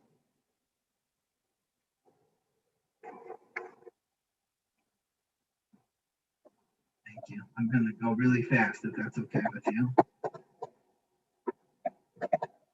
Okay. That's fine. Roman numeral 3, bills for final action. House Bill number 6536, an act requiring adequate equipment and reimbursement for employees working from home. JF to the floor. Rep. Paul.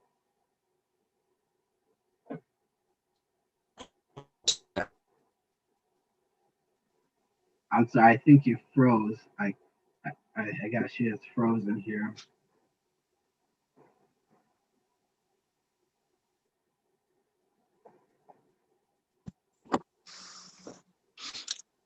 Representative Hall votes yes.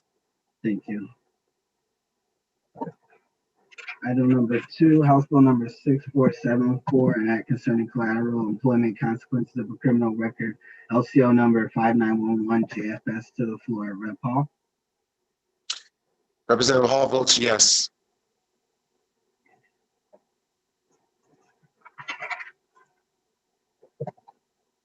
Item number 3, Senate Bill number 906, an act concerning non-compete agreements. LCO number 5914, JFS to the floor. Rep. Paul.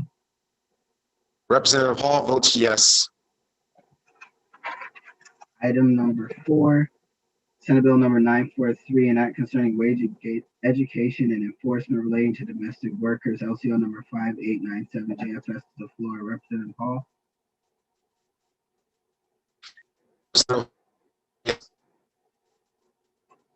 I think we have a bad connection, Representative Hall.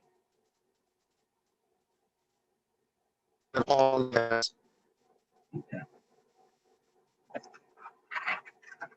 Item number 5, Senate Bill number 668, an act concerning a fair work week schedule. JF to the floor. Representative Hall. Representative Hall votes yes. Item number 6, Senate Bill number 999, an act concerning a just transition of climate protective energy production and community investment. LCO number 5892, JFS to the floor. Representative Hall.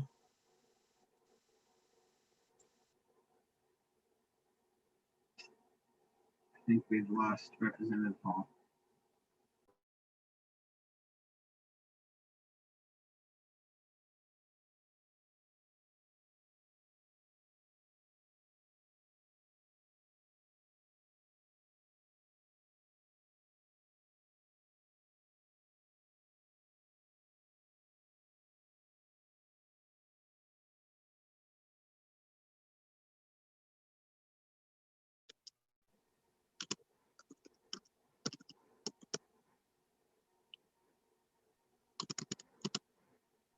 All right, Representative Hall, I believe we were at item number 6, SB 999, an act concerning a just transition to climate protective energy production and community investment. LCO number 5892, JFS to the floor. Representative Hall.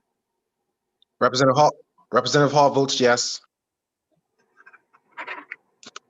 Item number 7, Senate Bill number 904, an act concerning the Labor Department's Executive Director. JF to the floor. Representative Hall. Representative Hall votes yes. Item number 8, House Bill number 6477, an act concerning volunteer fire departments and ambulance companies as a definition of employer under the State Occupational Safety and Health Act. JF to the floor. Representative Hall. Representative Hall votes yes. Finally, item number 9, House Bill number 6475, an act concerning forced arbitration agreements. LCO 5593, JFS to the floor. Representative Hall. Representative Hall votes yes. Okay, thank you, Representative Hall. That concludes all the items on the agenda. Thank you. Have a good rest of your day. You as well.